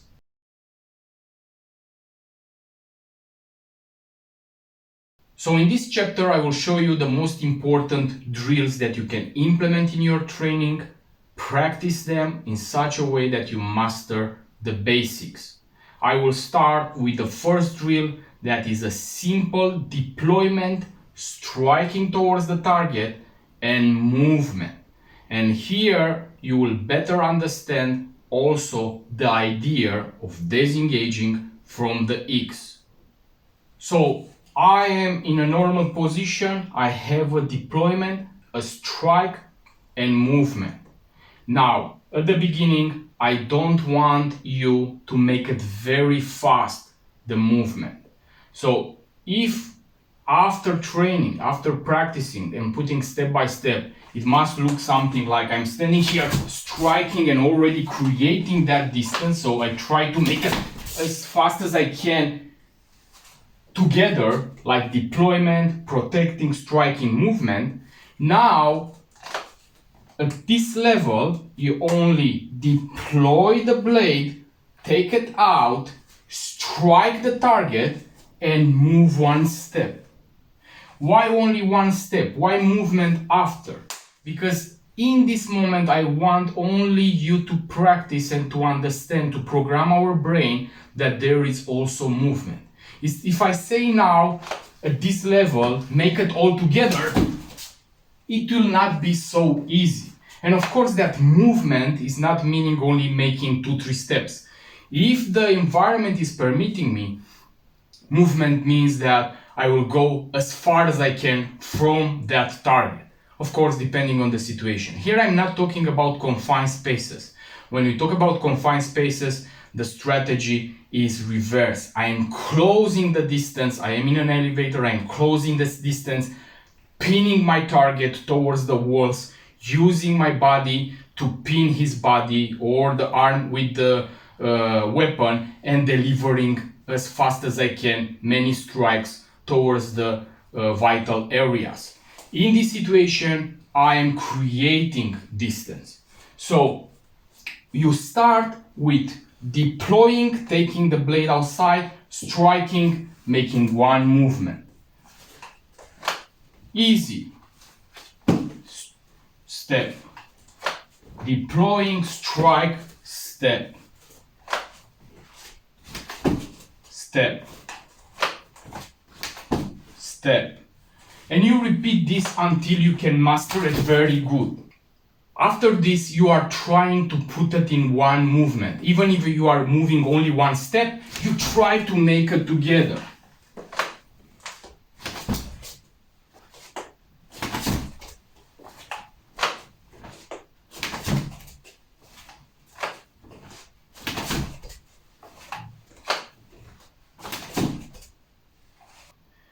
Now guys, why is so important this movement, this idea of disengaging from the danger zone?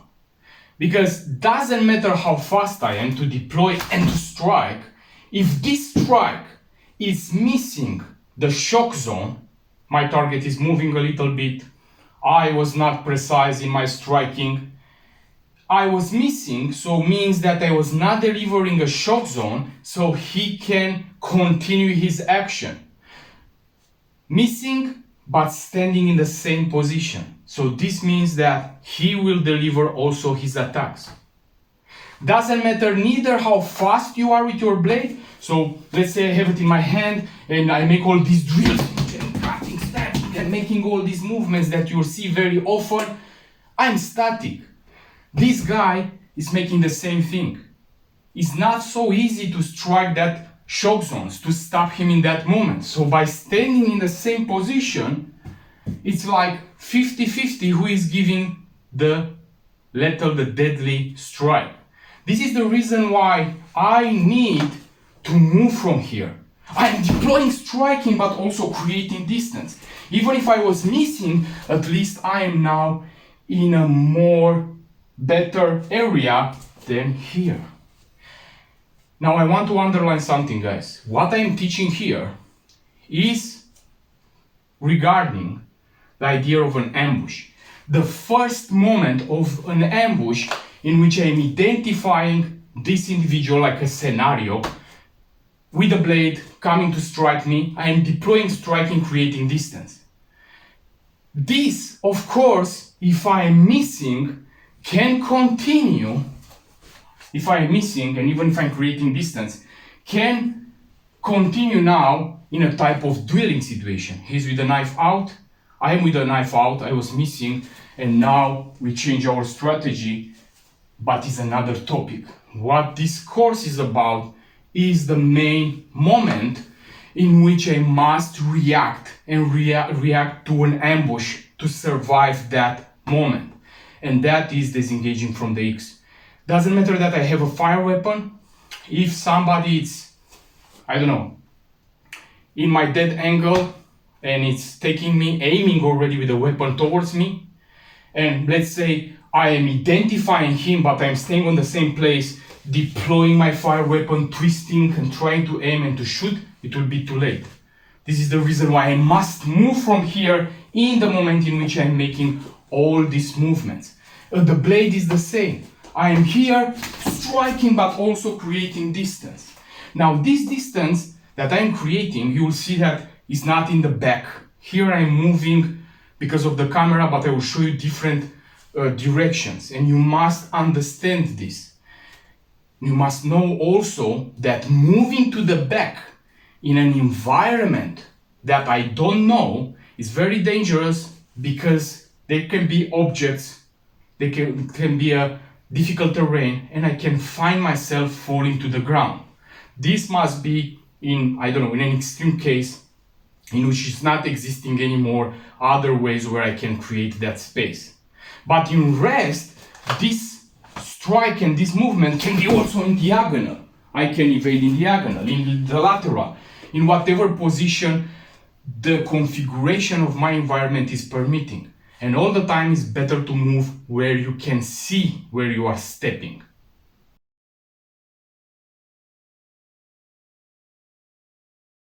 Now we practice the same drill, but with the target on my lateral side. And I will explain also why. In the majority of the situations, people are practicing having their target in front. Even if it's the training dummy, even if it's the partner that they are training with, even if they are firing to the shooting range, they are having a flat type of shooting range and their targets are all in front. But in reality, the danger can come 360 degrees. Yeah, you don't decide from which direction your aggressor will come, or the multiple aggressors. So in this way, I'm programming my brain with a solo training, of course, to put my target in different direction, back, lateral, so I can identify, access, and use my blade also in other type of directions.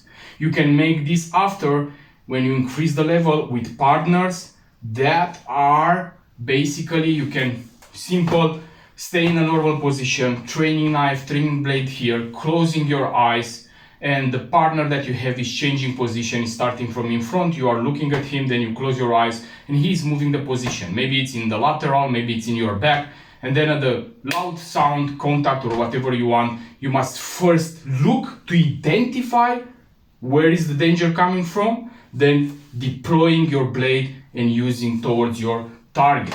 So this is helping you a lot, understanding that the danger can come from various directions. So if I have my target here, I have simple things to do, and one is very important. So if I want to strike this target, it's not this. Because if I'm striking automatically here and then creating distance, something is wrong. And that idea is that I'm programming my brain to make something automatically without thinking. In reality, you will never take your blade on the road stabbing directly somebody without identifying first the danger, the threat. So first, this is the reason why when you practice also solo training, involving your brain, visualizing is very important. So this is the target that is coming towards me. Of course, is not here already. The target is coming towards you. It's like an interception. And first I am looking towards the target. I can have a visual image in which I am visualizing aggressor and the main important thing, blade in the hand, for example, coming aggressively trying to stab me with the blade. That is the identification first. I have that visual thing in my mind, I am identifying the target, and then I begin to extract the blade, strike, and move in the same time. So do not create a bad habit. First I'm identifying, striking, and then moving. Again, starting slow. 1, 2, 3, moving. When you understand the technique, then you can increase again a little bit the speed. 1, and again coming back. Identify, striking. Again, identify, striking. And then you can create it much faster. Identify, strike. Now look at my body, very important. When I'm striking, identify, and then I'm striking, I'm not moving like this. I was moving at the beginning only to understand that the target is in the lateral. But in reality, immediately I am identifying, immediately when I'm moving and striking, I try to turn my body immediately towards my target. Because if it was a miss and I'm remaining in this position, it's a bad position regarding to my target. So I'm identifying, striking, and immediately I'm facing towards my target. Now the same drill you can exercise on the other side, on the left side. Now, very important, I was telling you at the beginning, when we practice to deploy our blade, that even if I can use the both hands, I will make in such a way that I learn to deploy also with the weak hand, also with the strong hand. So not all the time I'm using the both hands and my blade it will be in this hand, in the strong hand. And why is like this? Why if I can use the strong hand, I cannot deploy it every time with the strong hand? And I give you a simple example. If my target is on the left side, again, I want to underline, I'm sharing with you principles, guys, yeah? These principles, you can implement it in your training. This is for a solo training to create your basics, your fundamentals. So if my target is on the left side, let's take the scenario, somebody is coming towards me very fast, I am identifying the target, I am deploying my blade with the right hand, deploying, twisting towards the target, striking, and then wanted to create distance. This is time, and this is making me static. Deploying, twisting, striking, moving. But if I'm training myself to deploy the knife with the both hands, this can be that I identify the target, I am deploying using my strong hand to liberate the space of the knife and take it with the weak hand, but in the same time I can also strike and create distance. So I'm already moving from there. So if I'm here, I'm identifying, striking, and also moving. I am taking my body from there. If we mix with the other one here, I must make 1, 2, static, then move. So this is the reason why all the time we must learn to use the blade with the both hands, striking how is the best, what is the best position in such a way that I can also increase the distance. So here, having the target in the left, you can make the same thing, deployment of the blade, striking, movement. 2 drills that they are very important with the targets in the lateral. Now, part of these drills of 360 degrees, we can put our target now to the back. So for my solo training, again, it will help me a lot understanding and preparing to make my drills in different positions. Then you can implement it with partner, with scenarios and so on. So my target now is behind. So if my target is behind, again, I must go to the steps that I need to perform this drill. And the first is identification. So again, my target is not here near me, because if it's here already with the blade prepared and I am seeing him now, it's too late, yeah, to deploy and to use my blade. This is a static, of course, dummy. Imagine that the target is coming from behind. I am managing, I'm hearing, or I'm able to identify first the threat, individual, blade in the hand coming towards me. So what I'm doing now, standing here, taking my blade out, twisting and striking? No, because it's the same. I am remaining static. So I will want to also to disengage from this. This can be in front, this can be in diagonal, or whatever position I have, so I can increase that distance. I have identification. When I'm identifying, already my hand is going, extracting the blade, taking it out, and now in the same time I am moving my body and striking, intercepting my target. So if I'm making faster,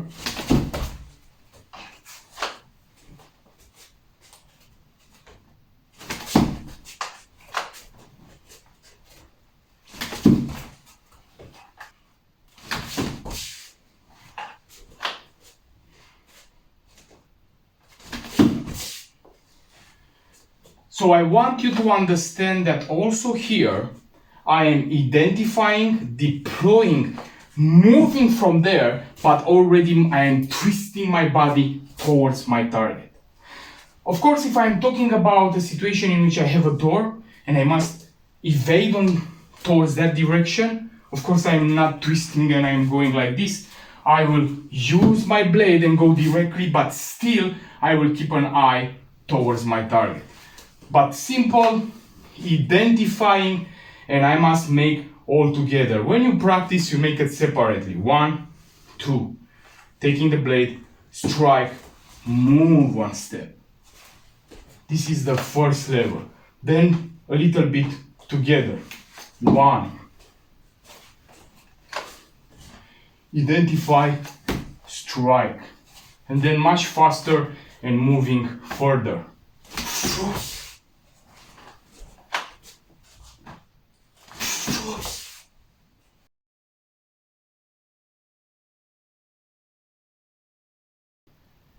Now the same drills that you see until now, that we exercise until now, we are practicing it, performing them only with one hand.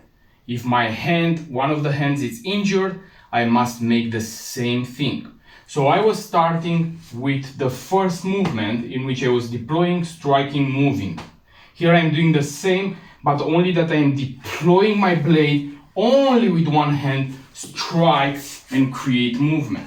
So the drill is starting simple, without hurrying. 1, 2, taking the blade, using one of the methods that I was showing you, this with passing the short thumb finger, taking the blade, or putting pressure and taking immediately the blade outside. So I'm starting easy, not hurrying, taking the blade outside, striking, and create one step. This hand is remaining down because I consider that it's injured. So 1, take the blade, strike, move one step. After practicing and managing to make this good, I try to make it in one step, but not hurrying. 1, moving back, stepping back, and deployment. 1. Now, of course, I'm increasing the speed and the distance. 1. 2.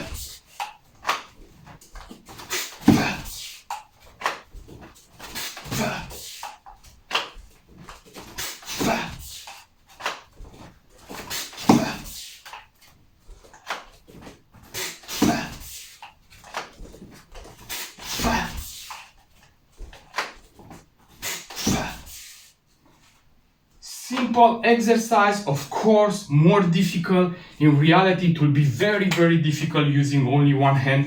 This is the reason why we must train to be very good at deployment of the weapon with one hand. Then the same technique, you can make it with the target in the lateral. Identification, deployment, striking, movement one step. That's all. Like this you are starting. So here, 1, 2, 3, move. Identification, take the blade outside, striking the target, moving. Then you try to make it more fluid.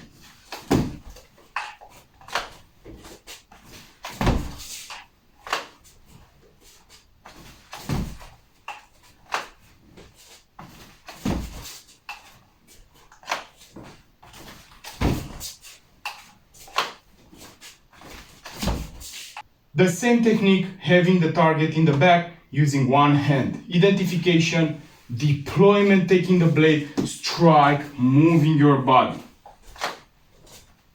Identify, deployment, striking, moving the body. Then put it together.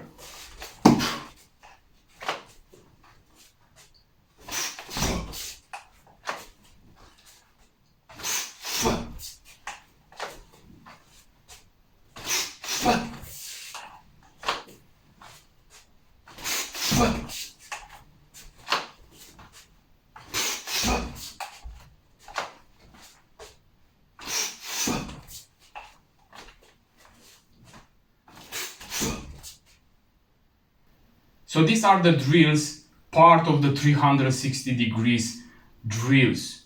You can change it also in diagonal, and this of course after you can practicing in different kind of scenarios with partners.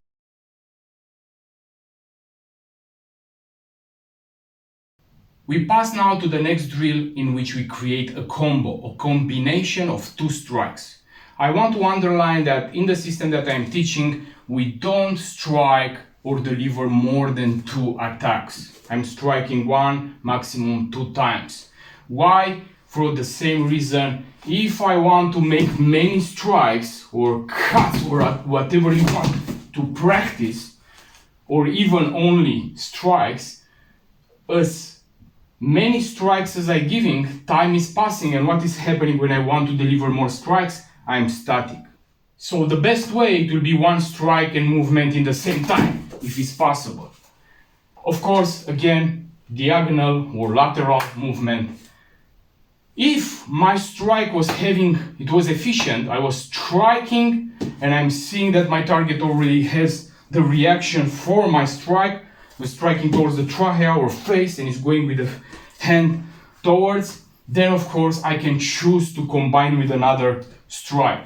So if I'm going on the same direction like movement, like back in this situation, then I can have a combination with the sharp edge of the knife towards me. I'm having the same deployment, striking towards the trachea or eye, and when I'm moving my body from there, I can also, because of the reaction of his body going with the hands towards the face or neck, I can also penetrate in the femoral triangle, where is the femoral artery, penetrate, entering inside and rip towards me.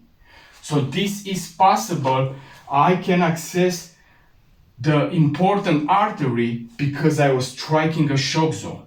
So I have shock zone delivering, and when I'm moving, I can still access the femoral triangle towards me. So the drill is very simple. At the beginning, don't hurry. You make the first strike, and then when you step with the feet back, you enter at the level of the femoral artery, lacerating, ripping towards. 1, going back, striking towards the femoral artery. I'm still using my protection, ripping towards. 1, going back, moving, lacerating the femoral artery.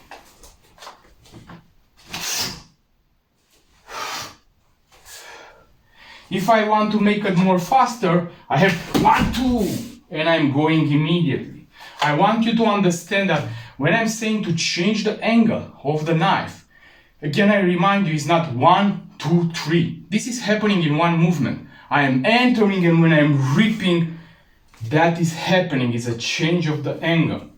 So I am here, 1, 2, going back. Easy, 1, moving, entering the femoral artery, femoral triangle, ripping towards me. Then of course you can make it a little bit faster, put it together. 1, 2, ripping. Because of the movement of going back, this rip is very easy because I take the hand towards me. And after you master this, you can increase the speed and make it more fast.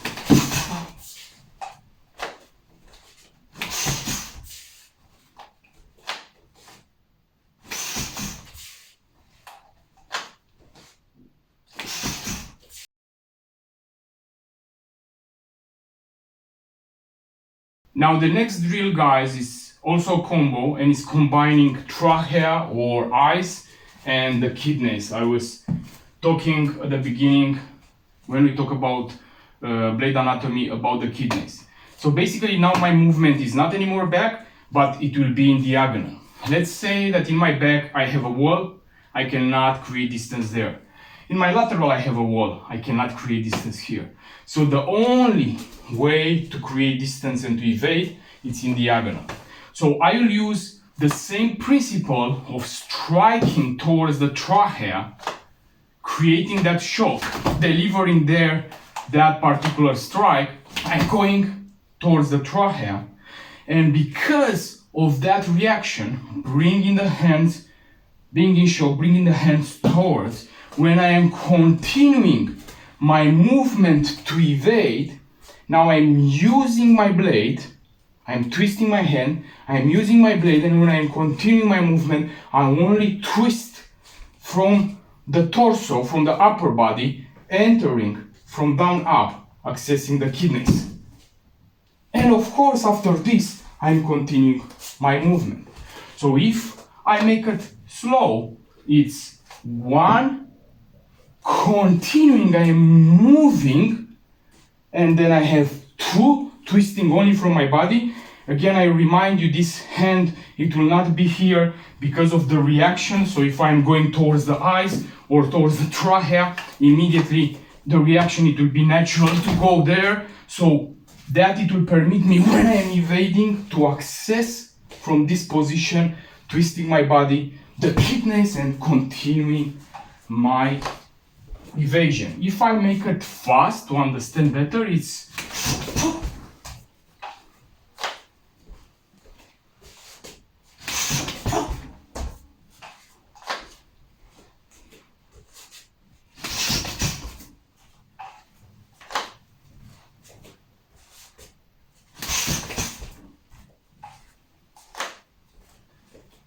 so slow. 1, moving. I'm in this position. If I'm taking it like step by step, you have a 1 like striking. So strike, move, strike, step again. 1, move, strike, step again. Then you try to make it a little bit more fluid.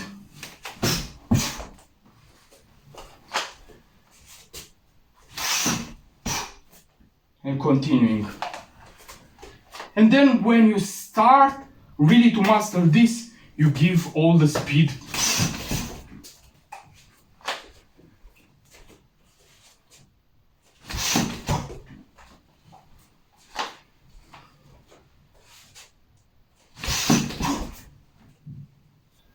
You must also understand that these are the principles to create a good basic, in such a way that you understand the elements of deploying fast your blade, striking fast, precise, and also movement. But also is depending in reality about the situation. If I am with my son and now I must use my blade to protect my life and his life, I will not strike him and then evading 6 meters far, letting my son here. So it's more complex than taking the blade, striking and running away. These are only techniques and drills that are helping you to connect together the most important elements, being able to deploy your blade, to strike fast, precise, and move. Where to strike, shock zones, where to move, disengaging from the X. This in the situation in which you talk about an environment that is permitting me to create distance. We don't talk about confined spaces.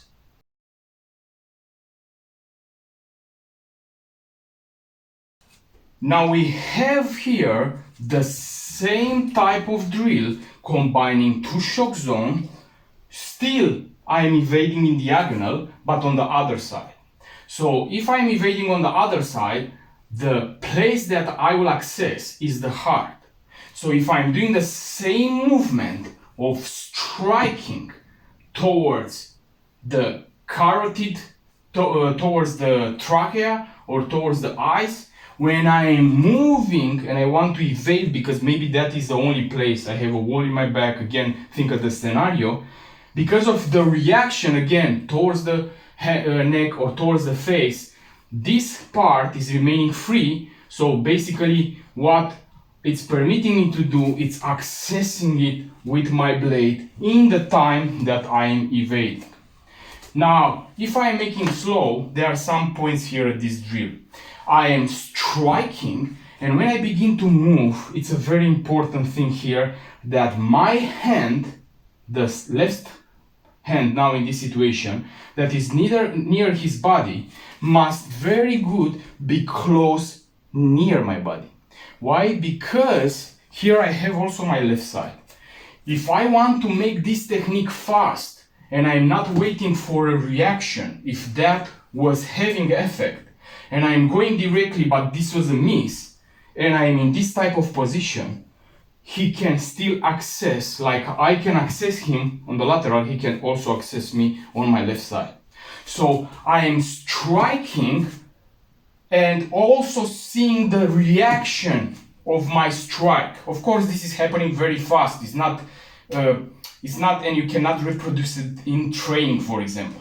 I am striking, and when I am moving, I am protecting immediately my left side. I am close towards my target, and from the core, from the body, I'm not making the hand with the knife here and coming like this. No, I'm with the hands closed, and I'm only twisting the blade, and I'm delivering, twisting my body in that area, entering between the ribs, going up towards the heart.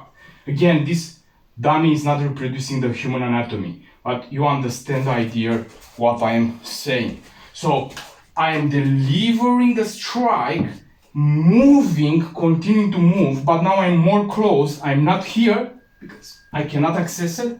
I'm here when I'm evading, entering inside, continuing my road. If I make it faster, it's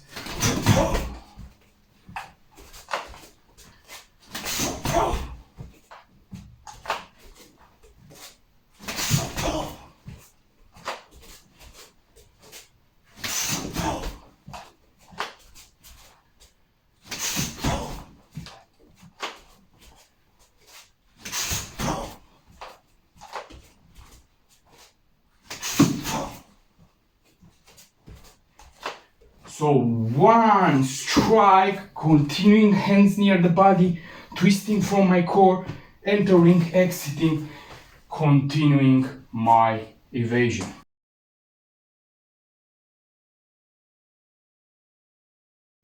So we continue now with another drill. I was showing you in the blade anatomy chapter how we can access the heart, and one of the methods, it was by inserting the blade under the thoracic box. We have the sternum bone. When it's finishing the sternum bone, it's called the xiphoid process. We insert the blade from down up under the thoracic box. directed towards the left shoulder. So with a good length blade, we can access the heart. So in this drill, how we can put it in practice, this method I was putting on my training dummy. You can work this also with a partner, but because this video course is designed for solo training, you can make it also with the dummy. So I was putting on my training dummy this type of gi, of kimono, so it's a very resistant one.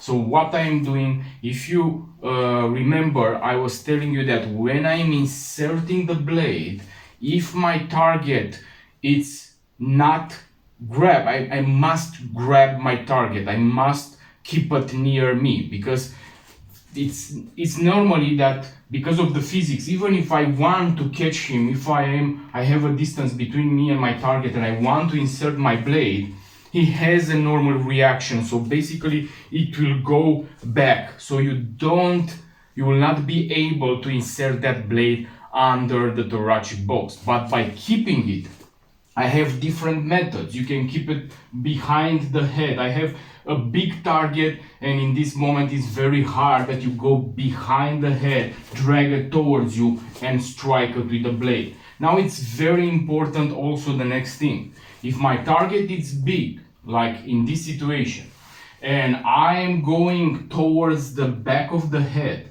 what I am doing here, what mistake?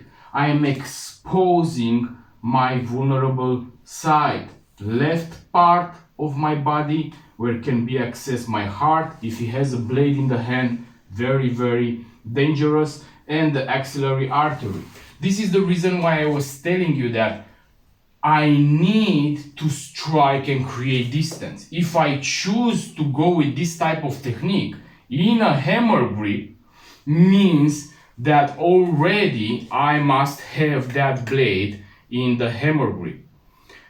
This is the reason why I underline at the beginning of this video course, I was saying to you, it's not existing the perfect way to grip your knife. In a reverse grip is better than a hammer grip.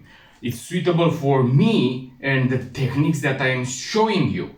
But this doesn't mean that we must not train also to use the blade in a hammer grip. And I was giving you earlier a normal scenario in which your blade can fall down, for example. You drop the blade and you go immediately to take it from down, and maybe this is the position in which you catch your blade.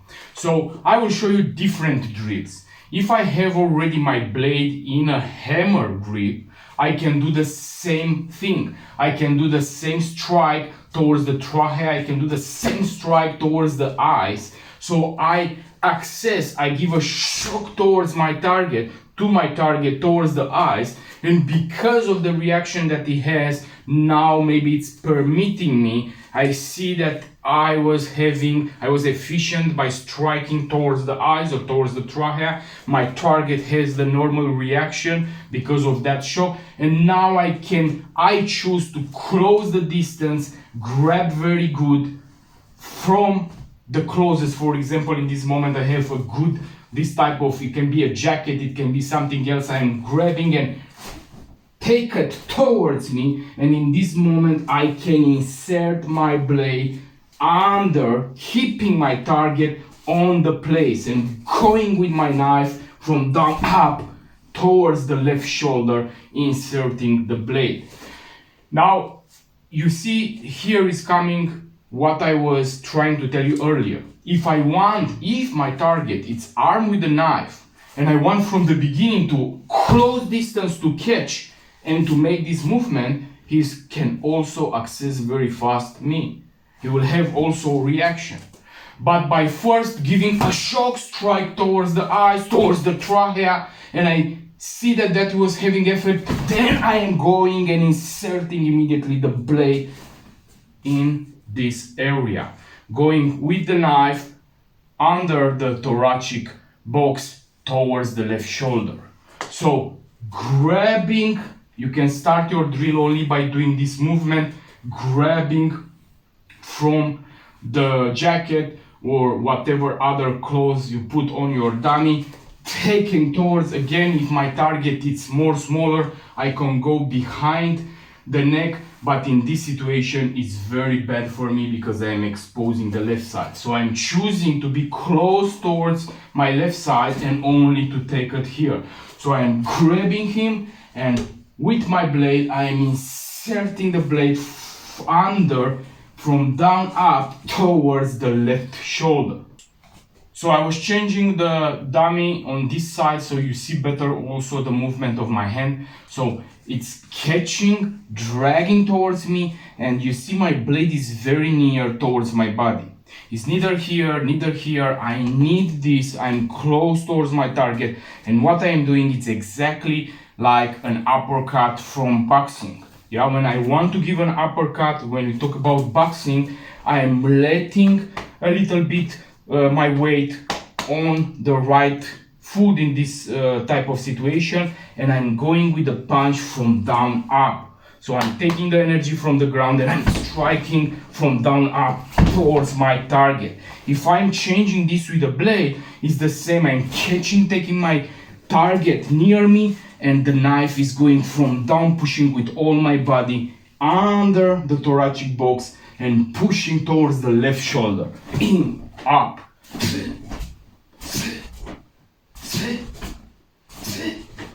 Of course that you can practice this like a simple exercise, catching, dragging, entering inside. Catching, dragging towards you, pushing the body inside. Catching, dragging, pushing. Catch,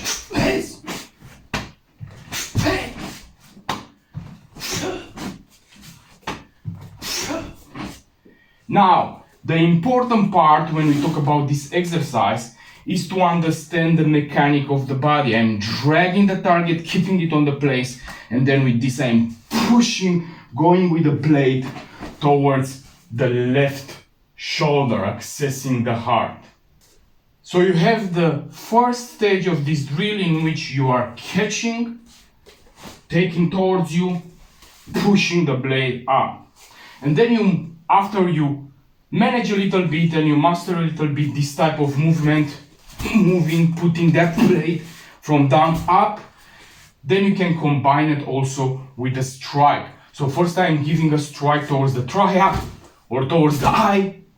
I'm giving that shock, and then I'm entering inside, combining with a strike towards the heart. I am taking it out, creating distance. So the complete drill, to make it easy, like step by step, is from this position I'm striking towards the trachea or towards the eyes. So I have one, striking there, closing, I was striking, having effect on my target, closing distance, grabbing very good my target from the closest, take it near me, and now I'm coming with the other strike under the thoracic box, going with the blade towards the left shoulder, up, pushing, taking up, creating distance. 1, 2, catching towards me, pushing the blade inside, up, take it up, creating distance. 1, catching, going up, take it outside, creating distance.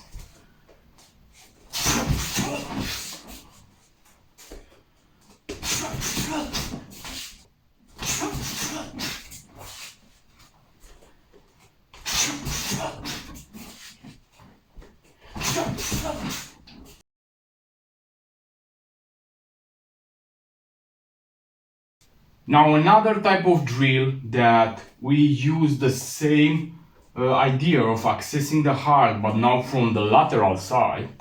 You have the target in front of you, and what I'm doing is when I'm deploying my blade, and immediately now I'm choosing this like a shock strike, and what I'm doing is when I'm moving, I'm accessing on, so again I am reminding you on the lateral, we have the sternum bone, and on the lateral side, left side, they are beginning the ribs. So between the intercostal spaces in the left side, if I'm pushing my blade there, I can access in diagonal the heart. I can access it very easy. I have the sternum bone and the blade is inserted in this position. So for this drill is nothing special. I am in this position, I am deploying the same my blade, and what I am doing, I am moving my body and striking in the lateral of the sternum bone. So it's this type of motion. So if you go back to what I was teaching you regarding like striking the trachea, striking towards the eyes, is the same movement. Only that now the place where I'm striking is in the left side of the sternum bone, in diagonal. So when I'm moving, I'm inserting the blade there. I'm here moving, deploying and moving, inserting the blade in the lateral of the heart. Now, for a better practice, you can, for example, there are also existing this type of shirts that you can put in your training dummy and it's showing all the anatomy of the body, or you can print like a sticker the place of the heart. You try to position it respecting how much you can the anatomy of the body, and then you have a point of understanding where the heart it is and how your strike must come. So like a technique from a normal position, you make the deployment, going back, striking in that particular point. Simple.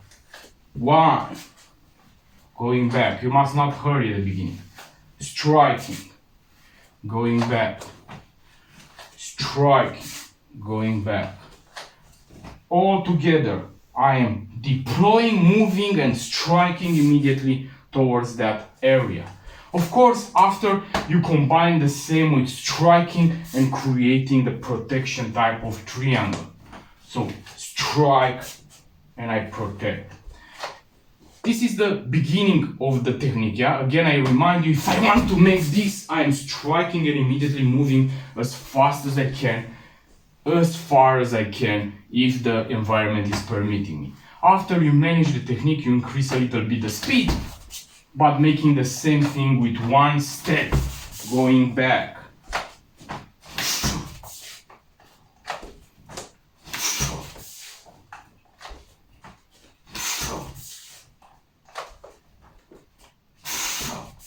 A very important thing here, it's important and we must follow that.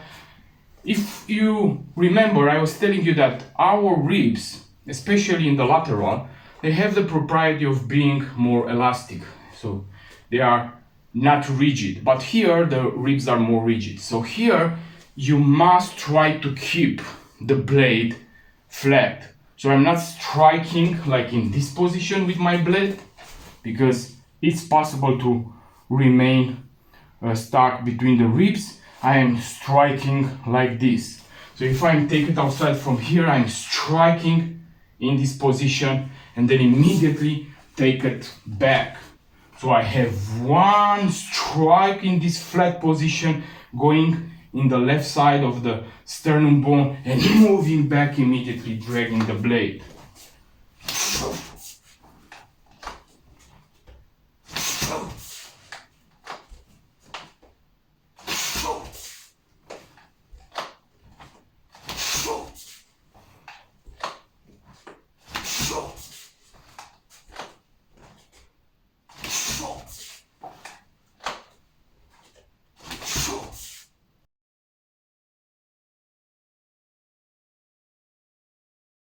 This drill will combine a shock zone like the trachea or the eyes with the axillary artery. So if you remember, I was telling you sharp edge of the blade towards my hand. So basically whenever I want, I am striking towards, for example, the trachea, I am giving that shock zone, striking there fast, and immediately after he has his reaction, what I am doing is I'm going with, because imagine eyes or trachea, the hands are going up. If the hands is near the body and you want to access directly to go towards the axillary artery, it's enough that he is twisting his body a little bit aside and the blade is not entering there anymore. But because you have a shock type of strike, okay, of course this is not fixed. everything is changing when we talk about a real situation. You don't know what it will be the body position. These are principles and techniques that you can practice, and of course with time, this is about timing and about identifying if it's the right moment for applying that kind of technique. So by striking towards the face, for example, going towards the eyes, his body reaction, it will be something like going on the back, giving the hands up. So it's letting me the possibility that after using my blade, I am entering in the armpit with my blade, inserting that blade and then ripping towards, how I was saying to you, severing that axillary artery. So the drill starting very easy, you are making the deployment and the strike towards the target. Yeah, easy, respecting, trying to focus on the correctness of the movements, striking towards the trachea, striking towards the eyes. After I'm making this, I begin already to create distance, and this distance, it will be a little bit in lateral. I'm going in a lateral. When I'm making this movement, now I can access from down up, inserting the blade in the armpit. Being with the blade there, now I create more distance, but I am also making the movement of ripping with the blade towards me, so I have also another type of injury that it will lead to his death. Yeah, I have a shock zone that he has the normal reaction in that moment of his body, and immediately I am accessing also the axillary artery. So remember that in the majority of the situation we will start, and I recommend to you to start from the concealed carry position. We are not working with the blade in the hand. Maybe sometimes when we work on the precision, where we work on the hammer grip because we were losing the blade and we want to take it down, maybe we'll work from that position. But in rest, I recommend all the time that you are practicing having the blade concealed. So again, starting from here, I have one strike towards the trachea, immediately going inserted in the armpit, ripping towards, creating distance. So I'm standing here static to this type of motion. Here I'm static when I'm inserting from down up. I cannot move back and also catch my target. I must be static, so I'm catching that point. But I am doing this because my first strike was efficient. So I was having this type of strike, that it was a shock strike, and because of that, now I'm inserting the blade, armpit, ripping and creating more distance. When I'm ripping, I can rip back and go in the lateral. You can go back. You can choose whatever position is better and it's permitted by the environment. So the drill, again, one striking, moving armpit, ripping towards, creating distance. Deploying, strike trachea, moving my body also. It's not remaining here, I'm not fixed like this, I'm not moving like this, standing on the same level all the time. This is a very easy target to strike, so I'm deploying, striking, and immediately I'm moving my body, striking towards the armpit, inserting that blade, creating distance and ripping the axillary artery towards me. After you manage a little bit, you can make it more fluid. So you have 1, 2, ripping, creating distance.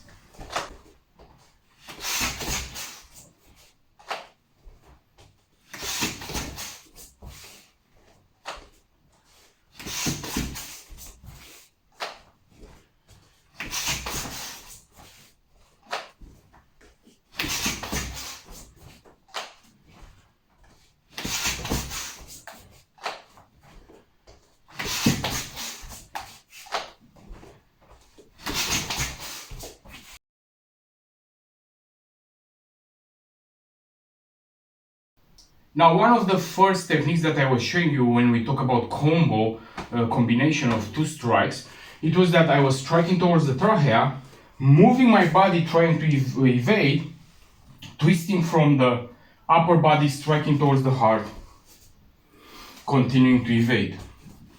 Now the same drill I can make, but when I am moving back, maybe I don't have where to go behind my target to evade in diagonal. So if I am moving back, it's the same like accessing the axillary artery, only that I go towards the heart. So I have the same deployment, striking towards the shock zone the first time, trachea or eyes. Now after I'm making this movement, when I'm continuing, I want to evade, I am moving my body, trying to evade, but I am also a little bit in diagonal or lateral of my target. And now this is permitting me to access the heart from the left side. Between 2 and 3, 3 and 4, 4 and 5, 5 and 6 ribs, the ribs in striking the intercostal space, I can access the heart. So I have strike, trying to go already, moving, having my blade near me, pushing that blade in a diagonal position, pushing it there and creating distance. So I have 1, 2, going back. If you imagine a boxer, people that they are doing boxing, if you put a blade in their hand and a little bit they are changing and they are understanding the mentality of using the blade, they will create a lot of damage because they have already the skills, the speed, the body position, and now the blade will be an extension of their arm. So if you imagine I have a strike towards the target, then moving my body, giving a strike there, moving back. If you put it like an idea of boxing, it's very simple. I can have a jab, with the left hand, giving towards the chin, towards the face. I'm going with it there, and immediately now what I'm doing, I'm changing body position, letting my body, and now I can come with a hook or with an uppercut and create that distance if you transfer it in a type of boxing situation. The same I can do with the same punch. I can strike there, let my body weight down, coming from lateral, pushing there. So 1, letting my body, striking, creating distance.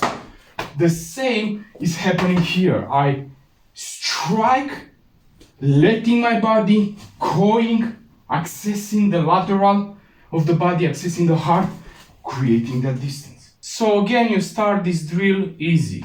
1, striking towards the trachea or towards the eyes, moving my body, striking towards the heart, creating distance. Now, again, very important, I am accessing and remaining here to access the heart only because this was having effect. If I was missing this, and I'm remaining here starting and decide to strike again, he is making the same thing, he's striking. He was not receiving a shock to stop him from the initial attack that he was wanted to deliver. So because of this, now I can let my body strike, but all make it together. So it's not like 1, 2 standing, 3, and then moving. It's more like 1, and now I begin to move, and when I want to move, I already let the body down, striking, continuing, creating distance. So 1, strike, I'm already beginning to move, 2, creating more distance. If I make it fast,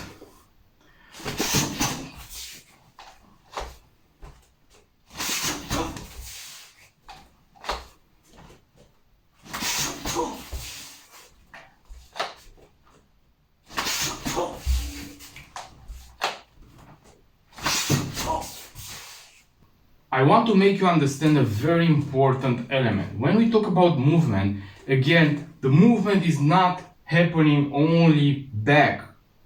It can be in all the directions. So basically, if I want to make a strike, a shock strike towards my target and creating distance, I can choose whatever I want. So if I'm here, I can go back. So I'm striking towards my target, but retreating my body. And this is, I can make it as much as I can, but I can also make the same movement and go in diagonal, so I decide to strike, but moving in diagonal. Maybe there it's my exit point. So I'm striking and I'm going towards that direction. How is happening this? By understanding basically your environment, where you are. Again, being in a low visibility type of environment, an environment that I don't know very good, going back, it will not be the best decision. So I can do the same strike, striking towards the trachea, but going in the direction that I'm seeing, and I can control the movement. So it's the same thing, back or going in that direction. It's the same idea, the same in the right, in that part, in the lateral, and so on. So you must train yourself when you make the drills to make all these type of movements.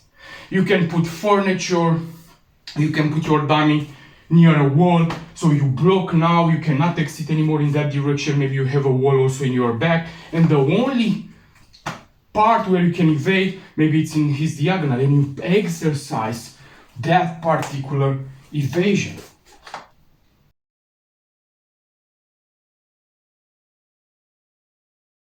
So guys, the next exercise is very good if you implement it in your training. So basically you can use whatever drill you want from the ones that I was sharing already with you. And what you need in Plus is a timer. You can find that there are these apps that they have special timers that they are sounding the same, like for example for the shooting range. And you put that timer, and from, I don't know, 4 to 4 seconds, or depending how you are putting the time, you will have a loud noise like alarm. That noise, it will be the signal in such a way that you deploy your blade and strike your target. You can relax your body, and when you hear the sound, immediately you deploy the blade and you strike towards your target. So it's a little bit of something different when you want to compare it with the idea that you decide now to make the drills and to make the movements. So you have like a stimul and then you react to that. So very, very good drill to make.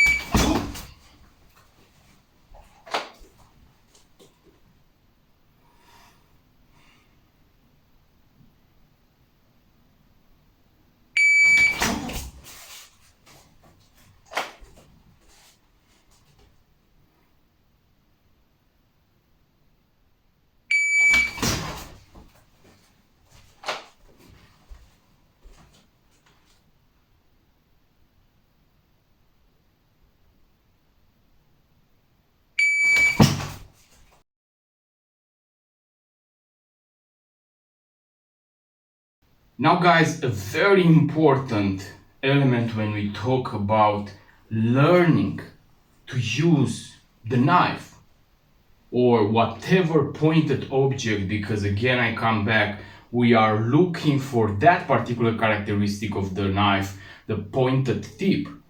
To be able to use that in a violent type of encounter, you must understand that your techniques must be simple and efficient.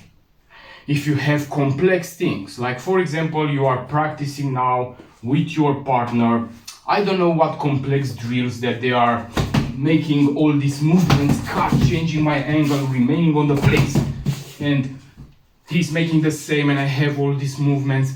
This is very beautiful from the point of view of an art, and also can help like coordination of the movements and all this. But in reality, all is resuming to who is deploying faster his blade, who is striking more fast and more precise.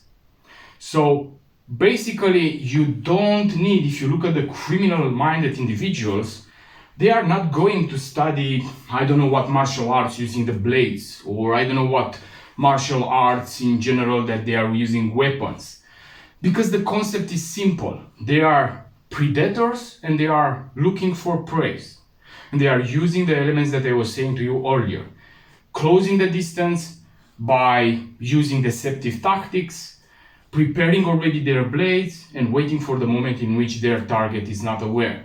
So these elements, for this to happen, you don't need, I don't know what, complex techniques.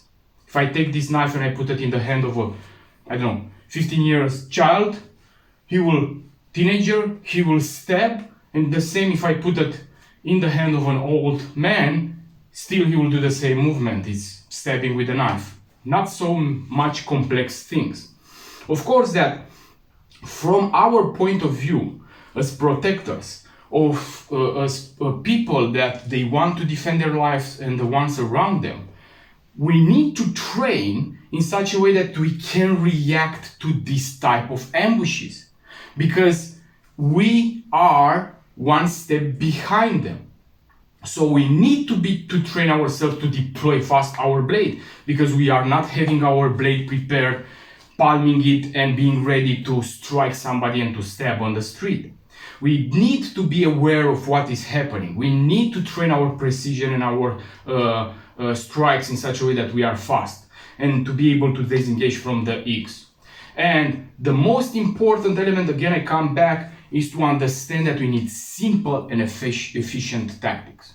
So if I give you this knife and you are training with it today and you are making these drills that I was showing you, you must be able tomorrow, if you don't have this blade and you have, for example, a screwdriver or a scissor or something else that is a pointed object, to make the same techniques.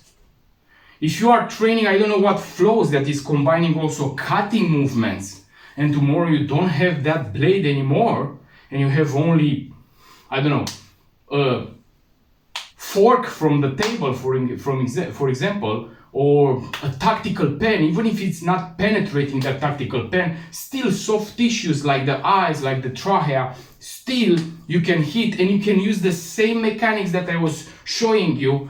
Of course, not so efficient like a pointed object that is really penetrating, accessing that vital organs, but still you don't change your techniques. You must not put your brain to learn I don't know how many techniques. They are the same drills that you can operate and practice with different tools. So if I have now a screwdriver and I want to make the same thing, like striking towards the target and creating distance, I can make it. It's the same thing. This will penetrate the eye, the globe of the eye, entering in the orbit of the eye, cavernous sinus. It will penetrate the trachea. Of course, I cannot combine it and lacerate now blood vessels, but shock zones I can access. I can access by using striking in the left side of the sternum bone in diagonal, accessing the heart. If it's a little bit more bigger, I can access the heart also from the lateral. I can do this. I can access the kidneys. So it's the same thing. I'm not changing many things. I'm only striking and creating the same movements. Striking towards the heart. I'm going there in the lateral, put that in diagonal, pushing towards my target. They are the same motions. Nothing is changing. So this is very important, because we don't have, in general, civilians are not having so much time to invest hours and hours of training in learning, I don't know what, complex movements. Keep it simple, master the basics, and you will be able to use your tool in these kind of situations.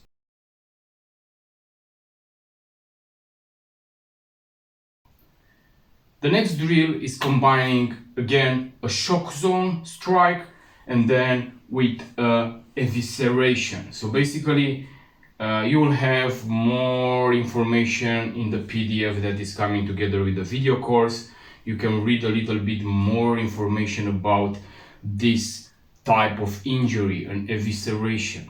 So basically what I'm doing when we talk about it's inserting the blade inside the level where basically all the intestines, all the guts are inside. I'm inserting the blade and trying to open in diagonal, in lateral, all that portion, so it's getting the guts outside.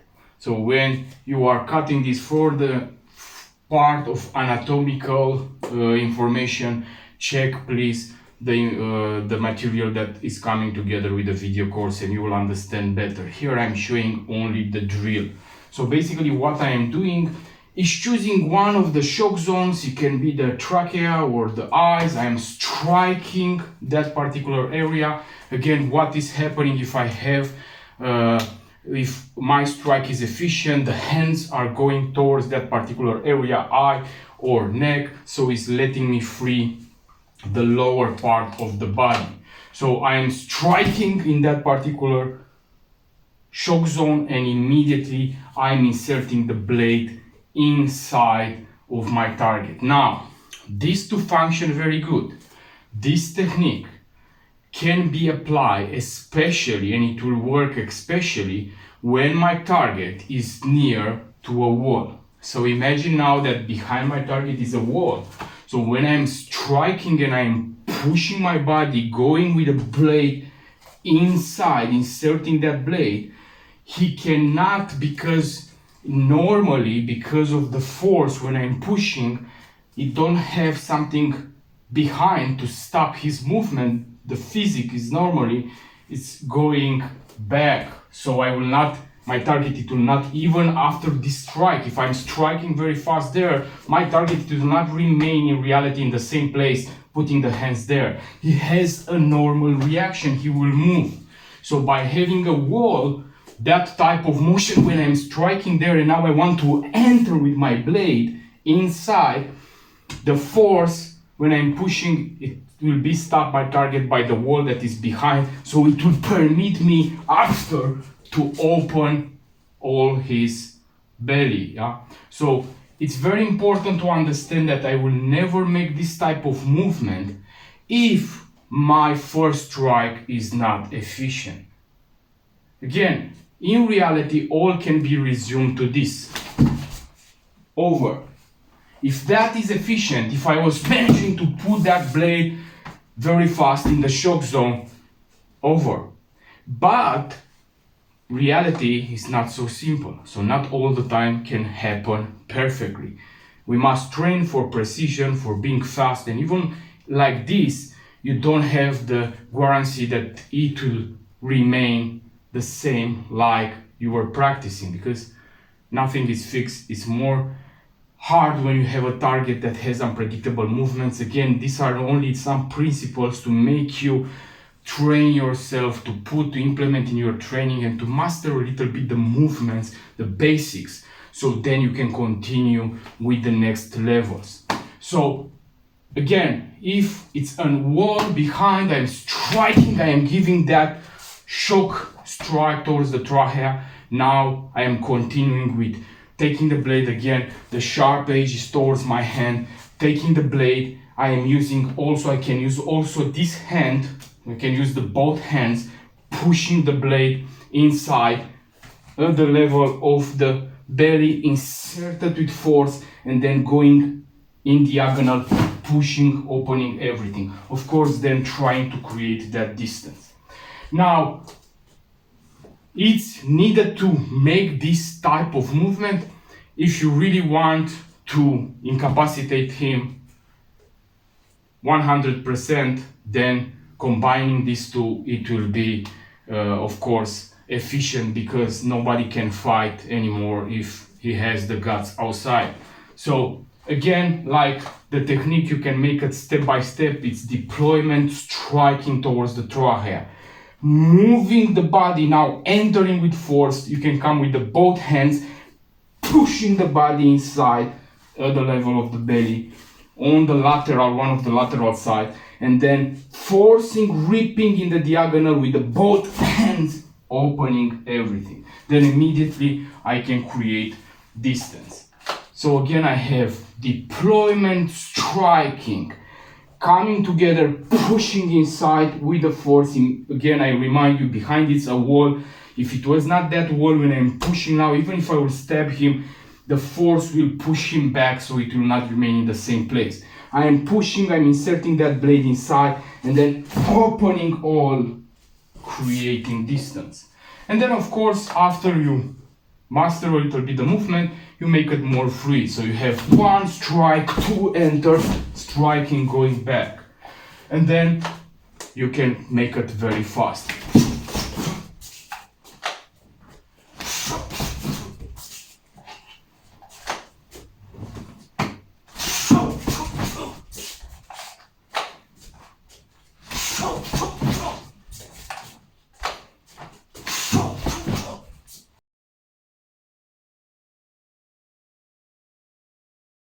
So, if you remember what I was saying to you many times, even if I am a promoter of the appendix position concealed carry method, because I can deploy it fast, striking my target from every type of position, sitting, standing, and it's also fast deployment, there are situations in which even this concealed carry method, it will not help you a lot. And I was telling you, if for example, and I give you this scenario, I am in a metro, in a subway, with my child near, I am traveling, suddenly the door is opening for 1 meter, 2 meters, one individual is entering with a knife, very fast, coming directly towards me to stab me, very, very hard, even if I deploy it to use it in time, maybe more close distance. So there are these particular situations in which even this concealed carry method, and here is not about the time because it's not taking so long time, but it's also the idea that you have the risk to lose, to have a failed deployment when I want to take my jacket, my hoodie, my shirt. And if you have a failed deployment in that distance, very, very hard, basically impossible to put your blade in time in the fight. I don't say, and I don't want to, 100% to tell that you will not have chances, because this is depending on many factors. Yeah, you can still survive depending on many elements. But I am referring to the time in which you are able to put the blade in the fight. So even if I'm fast deploying, striking my target in a normal type of environment, yeah, I'm here striking, moving from there, this is okay when I am already identifying in time some risk factors, some threats, and I am already having the mindset and being prepared to use my blade.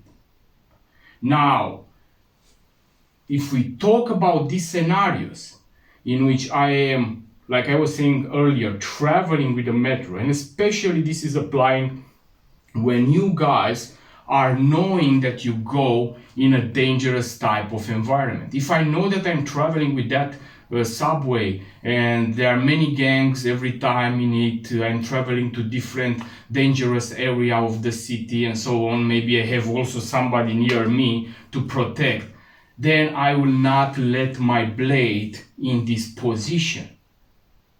What I will do, we apply the technique that I was showing you also in the past, of course depending also on the dress code that you have. So now I have a hoodie. If I have a hoodie or a jacket that is allowing me, this has this type of pockets, I have my knife in the appendix position carry, concealed carry. So basically what I will do, it's making inside the pocket a hole. They are existing, this is a hole made by me in the pocket, but they are existing. I have also jackets, for example, from 511 or other type of brands that they are creating this type of zip pockets. You have a special location in the pocket where you can access the waistband if you have a handgun or a weapon, another blade, for example. So basically I was making a hole here.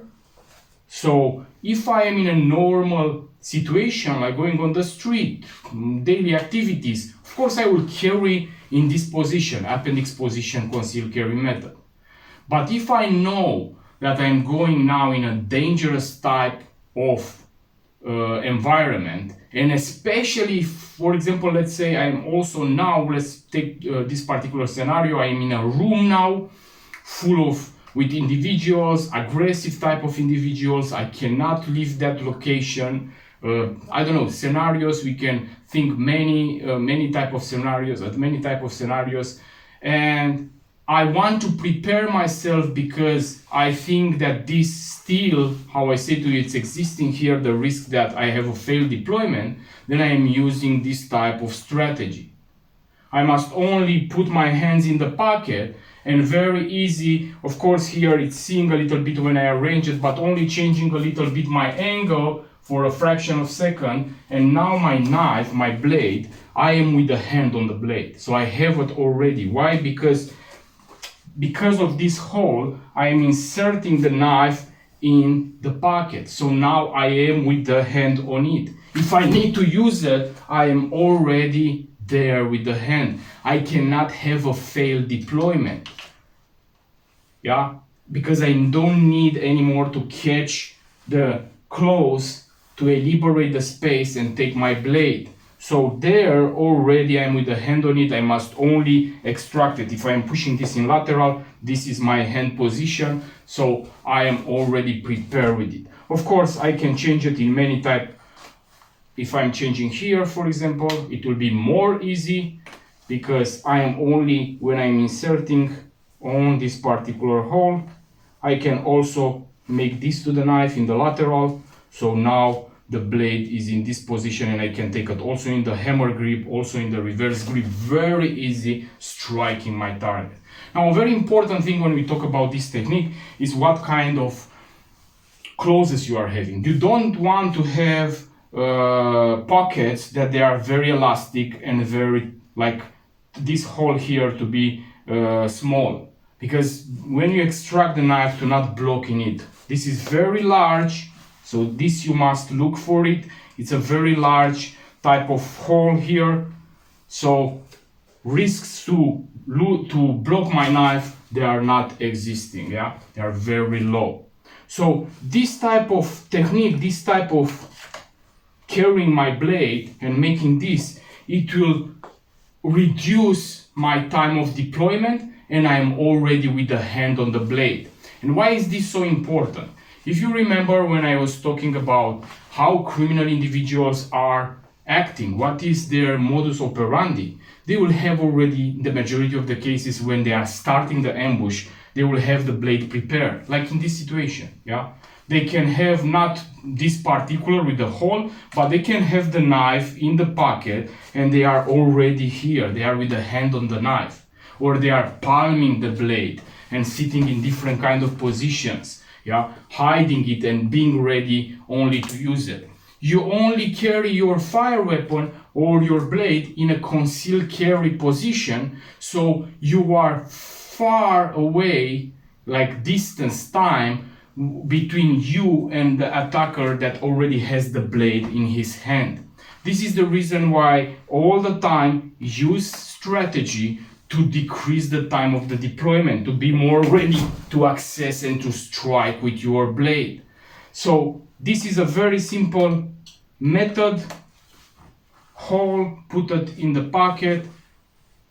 When you need it, when you are in a dangerous situation, you conceal that movement, you have already the blade. If you need to make something with the right hand, like sign something, like carrying something, I don't know, you can only move the blade I'm moving now a little bit, and now it's on the other side to my left hand. You can take it in the hammer grip, in the reverse grip, doesn't matter, it will be there, but it's much faster, much easier to strike the target. And again, I repeat, you reduce the risk of having a failed deployment. Every time, have in your mind to use this type of dirty tactics, because bad individuals, criminals are using these tactics. And if you are not balancing, if you are not making a balance between your tactics and their tactics, in the majority of the situations, you will lose. Okay guys, thank you very much for watching this video course. I hope that you find the information useful. Keep it simple, keep it efficient. train hard and stay safe.